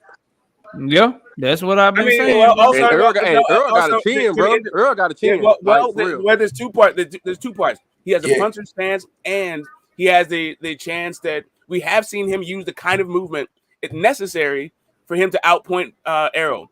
But it was years ago. So it's really just like Kenny getting his way back machine and dial that kind of performance. But he had been there with nobody with that kind of work rate, though, bro. I understand that. I'm just saying. It's coming out of But you got to look at both sides, though. He needs that kind of movement. Whether or not that kind of movement would be effective against Errol, that would remain to be seen. But I don't even know if he can dial up that kind of movement anymore. It's gonna be tough. That could be accurate. That's accurate, though. Yeah, it's gonna be tough, man. Earl, that guy's like a freight train, bro. Like you got all that waiting, filling out 3-4 rounds. You can't get behind 3-1 on the cards, man, against Earl or 4-0 after 4 rounds and wait for that one killer shot. You gonna fuck around and run into some shit. His work rate not gonna slow down, bro. He's gonna pressure you, bro. Exactly. But we just admitted that Terence Crawford is a great counter puncher. He is. When you do the pressure, you counter it. I said that. He had time to get started because number one, he's a timing guy. He's a timing guy. So is Ugas. He's a timing guy. I'm going to say it again. He is a timing guy. He punches from weird angles and he times you. So he needs to get his strong hand out there generally when he can't control the jab game, which he won't be able to from the orthodox position from what we've seen between these two fighters. So what we're talking about here is Bud getting Earl's timing. Now, will he have the ability to get his timing with the work rate being as what it was? It's gonna be tough. Now, let's say this. Let me say this. During the Ugas fight, early on, there was some nervous energy in the first couple of rounds for Earl after being off for 17 months. So his work rate really wasn't high in those first 2 rounds. That is something Earl can't repeat. He knows that. Derek James knows that. That's why he went back to the lab like he did 2 days in. I guarantee you, the pace that you've seen him start with Ugas, the nervous energy in that pace, will not be the same shit because there's enough adrenaline here. Plus, he's back in camp again after that shit. I'm telling you, Bud is a timing guy. It's going to take him a couple of rounds to try to even get to time him. It's the same shit like I was saying with Valdez and Shakur. If you're trying to time a motherfucker that's good defensively and he working, you're going to be down rounds. Are you going to get desperate when a fight breaks out? We know when a fight breaks out who Bud is. who he is on the inside. It's going to come out. Now, when that fight breaks out, is he technically sound enough on the inside and out to handle it? I know where I'm putting my money. But 817, check this though, bro. If that goes like you said, and Bud gets behind on the cards, and he try to turn into a dog fighting on the inside, that might not do well for Bud, bro. He going to sleep. He gonna get hurt. Show me any fight, y'all, whether you're a Spence fan, Bud fan, or whoever, don't matter. Show me any fight where Bud's fighting on the inside, dogging somebody, or trying to outdog somebody from the inside. The truth of the matter is, bro, is that for Bud to be effective, he has to be really effective against Errol. He has to fight orthodox because the right hand goes straight down the pipe. No, but he's not a good orthodox fighter, though. Finish. God damn, let me finish, please. And that's what I'm saying. Go ahead, bro. My bad. He's not a good orthodox fighter, bro. We all know when he gets in trouble, the first thing he does, especially if you got an effective jab on him, is go to southpaw. And what EJ does against southpaws is he pressures them. He pressures them. Look at every fight he fought against a southpaw. What he does is he rushes them and rushes them and then beat them up, bro. And we all know, I don't care what y'all say, however good Bud is with timing, he's not a better fighter than EJ on the inside. EJ is the best inside fighter in the game right now, damn near. He's gonna touch Bud. At best, y'all better hope and pray that Bud catch him with some hot shit. That's it. That's a puncher's chance at best, my guy. Facts. Yeah, let me read this. Let me get to the super chat, y'all. Hey, let me read this super chat real quick. My man Zenith 360 in that super chat, man. I appreciate you. He says, when you hurt, you hold or retreat.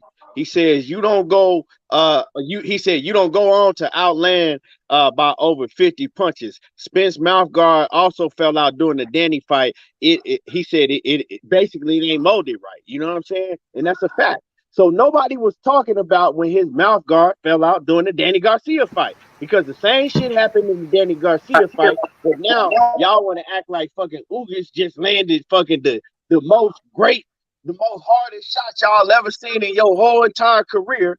And y'all just want to go on and on about the shit. But Danny hit him with some shit and his mouthpiece fell out against Danny. Shit. An example, Matisse said not Danny shit came out his mouth. He kept coming. You know what I'm saying? This is the fight that everybody wants to see, bro. But like I'm just talking strictly boxing, bro. And from what I see, if Bud cannot show me something different against EJ is gonna stop him. He's gonna stop him, bro. And it ain't the punch, it's how you reacted to it. You reacted to it like you dropped 100 in the club. No, we didn't. We're not about to act like that shit ain't happening. Come on, man, bro. So you saying he threw 50 punches out in the last? I'm saying he looked on the ground for it like his literal dentures just fell out his mouth. And you're right about that. But what happened though? He threw, bro. Again, he finished that round throwing more punches than Bud averages on a good day. And just so you can't sit there and say, bro, that's a fact. That's not subjective. I mean, subjective, bro. That's something that actually happened.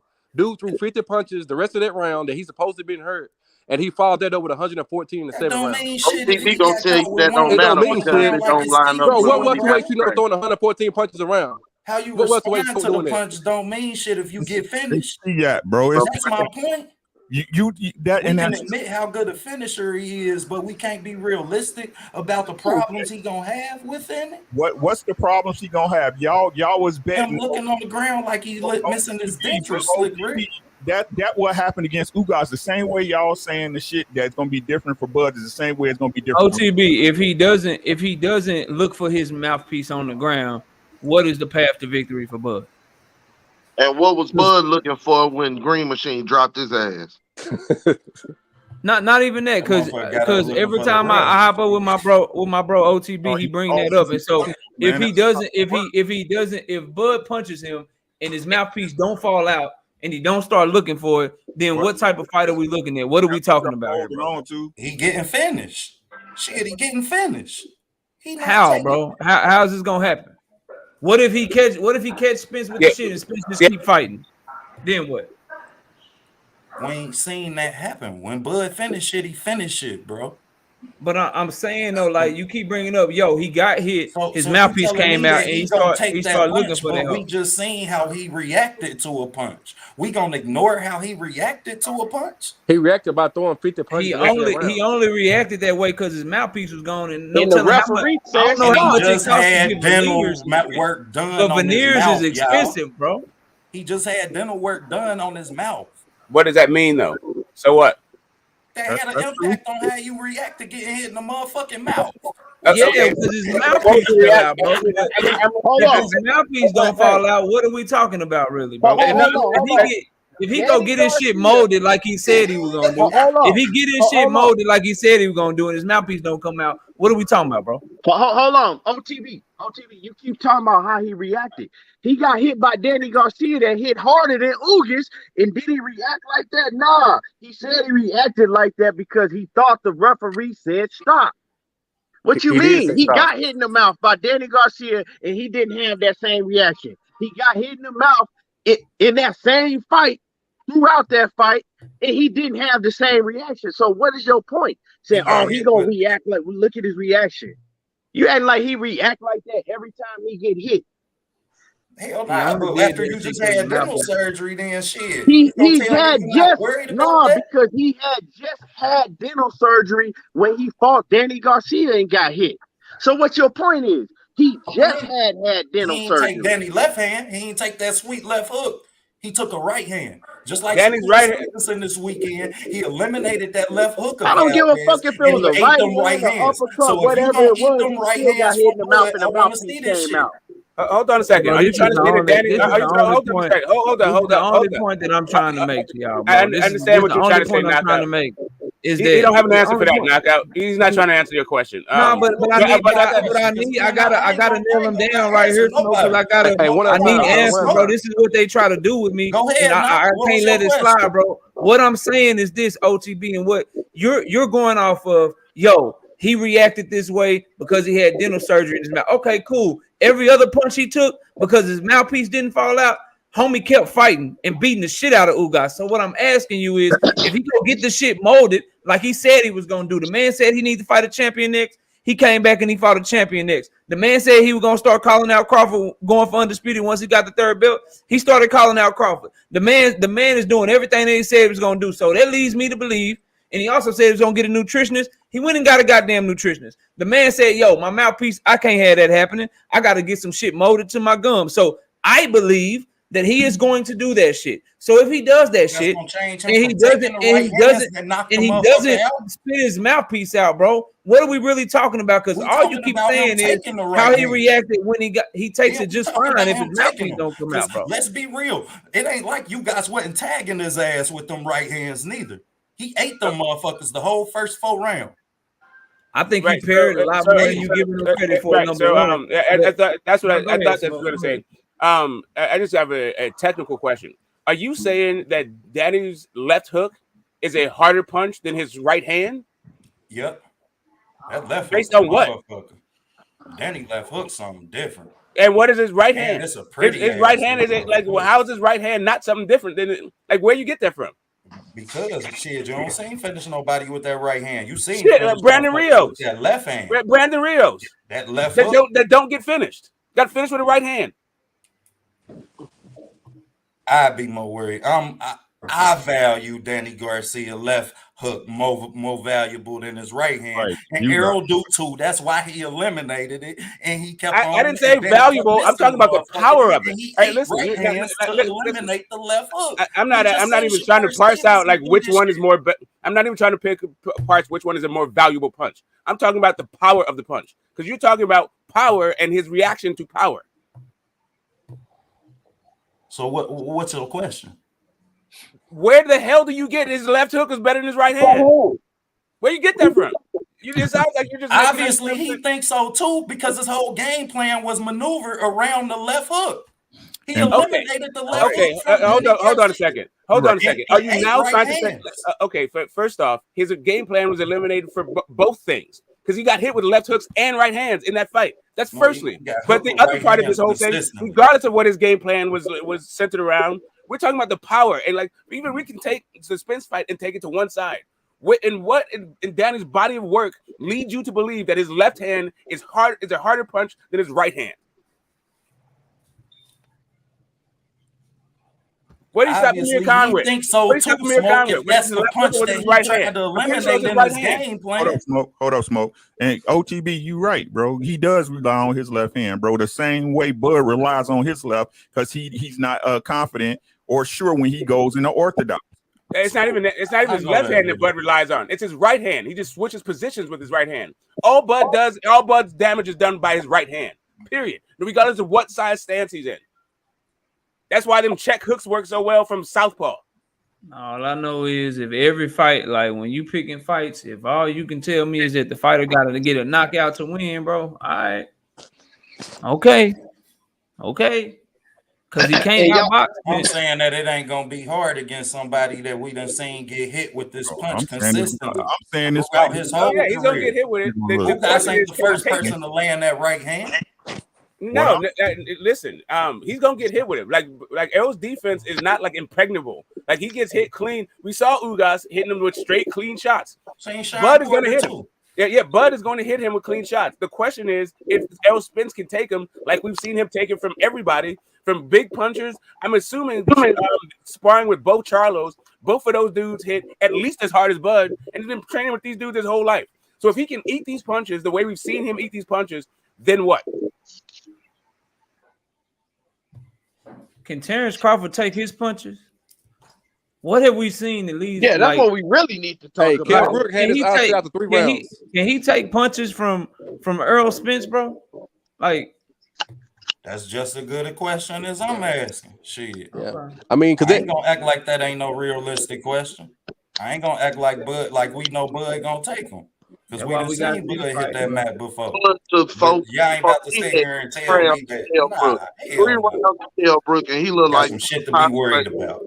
I'm just saying, like, who is Bud face that hits as hard as Danny Garcia? I'm not even gonna leave the Charlos out of it, right? Because that's only sparring, right? Even though I'm pretty sure Danny Garcia ain't knocked nobody out at 147. I mean, that's not what I questioned. That wasn't my question. My question was, who hits as hard as Danny Garcia that Bud fought? But hey, Danny Garcia was good enough for Bob and Bud to find reasons not to fight, but they paid Amir Khan $7 million to take an ass whooping. That's a different question. Again, that's a different point. I'm just trying to find out because I seen Errol take a punch from a guy who can punch, who got a good knockout. Like who hits as hard as Danny Garcia? It's certainly Sean Porter. It's not Sean Porter. It's not Sean Porter. Is it Kell Brook? OTB. The question is who did Bud fight that hits harder than Danny Garcia? Nobody. Okay, so we don't even know about Bud's chin. I'm assuming that Errol is taking the punch from bigger punchers than Bud's taking punches from bigger punchers. Like when it comes to the whole chin conversation. That's accurate. That's accurate. We ain't gonna say that ain't accurate. That's accurate. He done fought better fight. He done fought better competition. We done been through that. I'm just talking about power. I'm just narrowing it down to one category, power. Which is we talk about chins and the ability to like absorb a punch. Well, that's accurate. How you saying that ain't accurate? We done took the bigger punches. He done took the bigger punches from bigger fighters as well. Yeah. So I mean, so now to me that seems like that's not very good odds for Bud knocking him out. If he's already taken punches from bigger fighters that didn't knock him out. Let me pause it right there. Let me pause it right there. Because man, we've been on here almost 3 hours. I got to get ready to wrap it up. Man, this was a hell of a show. Y'all already know we're gonna continue getting into it and getting deep down to it. My man Money Brown TV in the building.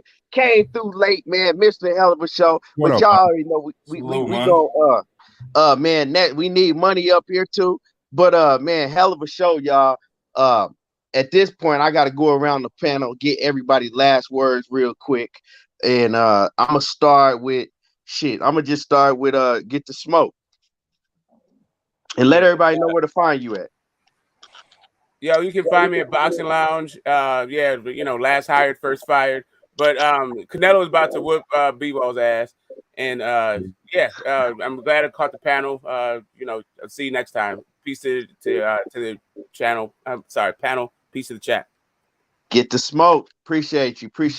My man, Uppercuts Boxing Nation. Wait. Let me go to Uppercuts Boxing Nation, man. Give us your last word. Let everybody know, man, where to find you at on YouTube and on Facebook. Yeah, you can find me at Uppercuts Boxing Nation on Facebook. We have a group there. I mean, a lot of information that you guys see these YouTubers make, man, they get the information out from that group. So it's a real good group popping. If you hadn't joined, go ahead and join that on Facebook. Also, you can find me on YouTube, Uppercuts Boxing Nation. We give exclusive interviews from the fighters. I try to ask the questions that the people want to hear.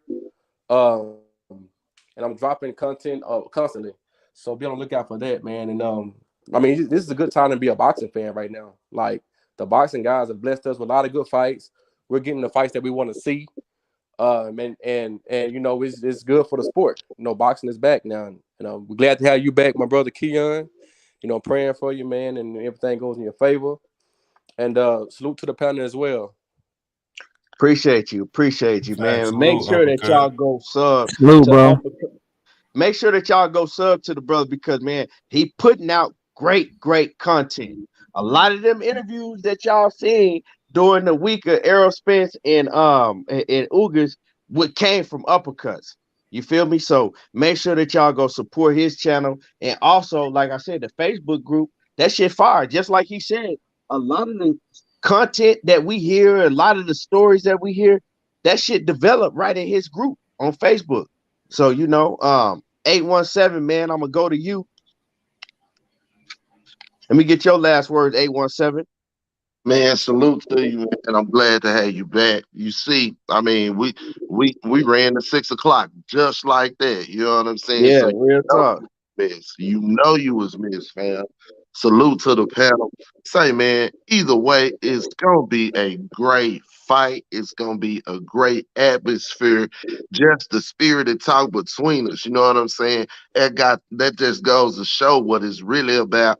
And like Earl said, man, we holding off on the Brown till after we get in there. You know what I'm saying? After we get that ass, after we get that motherfucking belt, you feel me? No homo. After we get that motherfucking belt, we gonna pop out the Brown, and then that's when we gonna clown. You know what I'm saying? 817 all the time, man. Already. Let me get to my man, Mr. Big Fish. Mr. Big Fish, Mr. Make the fucking fight. My man Ricky Williams. What's up? Thanks, Key, man. Like I said, I've been minding my business, man, but I ain't know shit happening. But you know where to reach me at on IG, man. If you need anything that I can help with, bro, let me know, God. I appreciate you, man. Yeah, man. But shout out to y'all, man. Y'all know me. Make the fucking fight, bro. Make the goddamn fight. But they saying his rumors going around that the shit should have been done already. We should have seen this fight fucking 4 years ago, to keep it a buck with you. But it's not like I'm not going, man. But again, shout out to Keon, man. Keep doing your thing, man. My brother, Knockout Boxing, my brother 817, everybody else, man. Hey, Big Fish, man down. This Thursday, y'all come through to the channel. Is Ricky Williams Boxing on YouTube for fighter ratings. This is fighter ratings number 11, man. We doing the bronze bomber, the people's champ, Deontay Wilder, right? It is an open panel, man. We get up to 10 participants, man. Come through. We rate that fighter from 1 to 10 to give them an overall rating, man. It's a great show. I think y'all should check it out, man.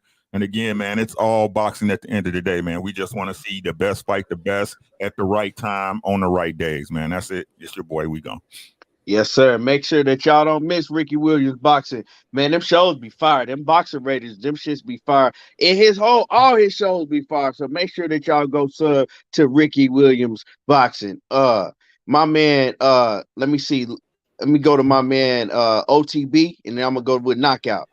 OTB. Oh, bro. Salute. Glad to have you back, bro. Definitely, man. As much as you can get on, let us know. Gotta say, we definitely always gonna support you, man. Got some Canelo B-Val film dropping. Whole fight film just dropped that today. Man, we definitely working. We done got copyright approvals from all 3 networks, so we definitely can get that cheese. We closing in. Yes, sir.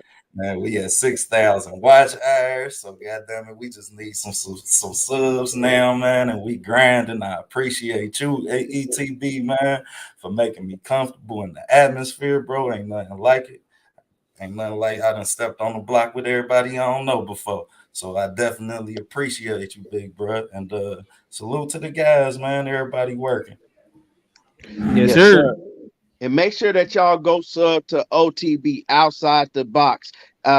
Yeah, drop your link. Drop your link in there. Drop your link in there, OTB. With great content, great boxing mind. And I mean, he be coming with it, even though he on some bullshit with this Errol Spence and Spence-Crawford. But everybody ain't gonna agree. And if everybody agreed, something wouldn't be right. You feel me? With that being said, man, my man Knockout Boxer 86 TV, one of the best in this thing. Man, salute to you, bro, and echoing everybody's sentiments, man. I'm glad you back, bro, and you know we support you 100. And you got me behind the scene. You know you can holler at me. But for OTB, man, keep grinding, bro. I see you got your watch hours. Y'all go subscribe to this, bro. There's a lot of people in here, man. He doing great work. Y'all go check him out for sure. We gotta all support each other, man, because I was in his shoes. You know what I'm saying? Key was in his shoes one day, just grinding, trying to make shit happen, and we need the support, man, because whether you agree or disagree, it's great content and you can learn something, especially from his breakdowns and shit. For me, man, you know, we drop daily content every day. We drop 3 videos a day. Be sure to go check those out. Then I'm live every Wednesday night, 7:30, and every Thursday night, 7:30 Central Time. And then I'm live Sunday mornings with KQKC Boxing Network at 9 a.m. Central Standard Time, man. Y'all check the channels out, man. Y'all be sure to hit a like button for my brother. And keep supporting the boxing content, because you ain't gonna find this type of shit. Ain't no skipping Shannon Undisputed. Ain't no ESPN First Take. They don't do that shit on the major networks. You want boxing talk, this is where you got to come to get it. So you need to support the content creators. Even if you can't do it monetarily, you can smash that like button and you can subscribe and you can check out the videos. Even if you don't have time to view the whole thing, shit only take like 30 seconds to a minute to get a view. So be sure you go give everybody their views, give them their likes, man. That shit go a long way for us, man. We working hard with this shit. So I appreciate you always opening up the panel to me, bro. OTB, I appreciate you as always, bro. Ricky, keep grinding, man. Y'all go support all these brothers, and that's all I got, bro. Yes, sir. Make sure once again, y'all go sub to Knockout Boxer 86 TV. Y'all should have already been subbed to him. If you ain't, make sure that y'all do that, and everybody else on the panel. Hell of a show today. Hell of a show. At the end of the day, like I tell everybody, we gonna argue, we gonna disagree, but you know, ain't none of this shit serious. You know what I'm saying? Ain't none of this shit serious. It's just, you know, that's how we get down when we disagree or talk about boxing. It's a passionate sport. But at the end of the day, I don't take none of this shit off, you know, after the show, and nobody else should. But with that being said, I appreciate everybody that came through, commented in the chat, everybody that dropped the super chat, and everybody that reached out to me personally. I appreciate all of y'all, you know, and I'm gonna be on here trying to do the show as much as I can. But you know, I'm gonna let y'all know ahead of time. Y'all gonna see, just wait for the notifications, be on the lookout for the notifications. And like I said, we gone, we out. And Cassandra Mason, appreciate you, Cassandra. Much love to Cassandra Mason, everybody. We'll be back. I appreciate everybody, and y'all already know how I do. There you go, talking that boxing again, and we gone.